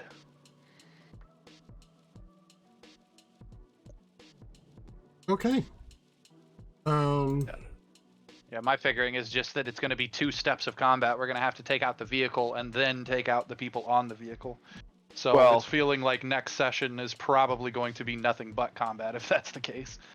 And unless the last attack is through the chomper and the chomper reduces it to 0, in which case it eats everything that's not magical. Tee-hee. Yeah, but again, if people jump off the vehicle, we still have to deal with the people. If, Either way, I'm expecting combat to be 2 steps next time, 2 phases of combat, vehicle to vehicle, and then us versus the people on the ground, or our vehicle versus the people on the ground, or the vehicle against us on the ground, depending on whose vehicle survives. I'm glad we decided to go with the demon grinder, though, because the demon grinder is the biggest of the 4.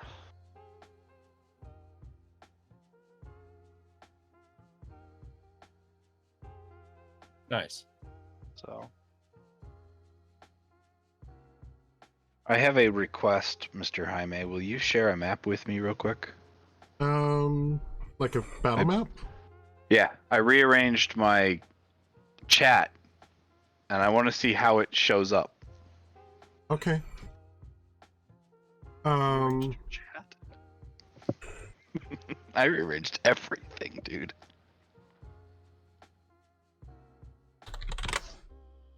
Here's chat. Boxes are down here. Chat's on the right.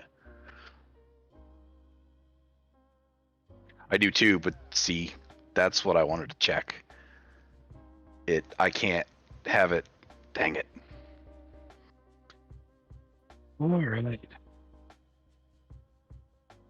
No, I just needed the map itself.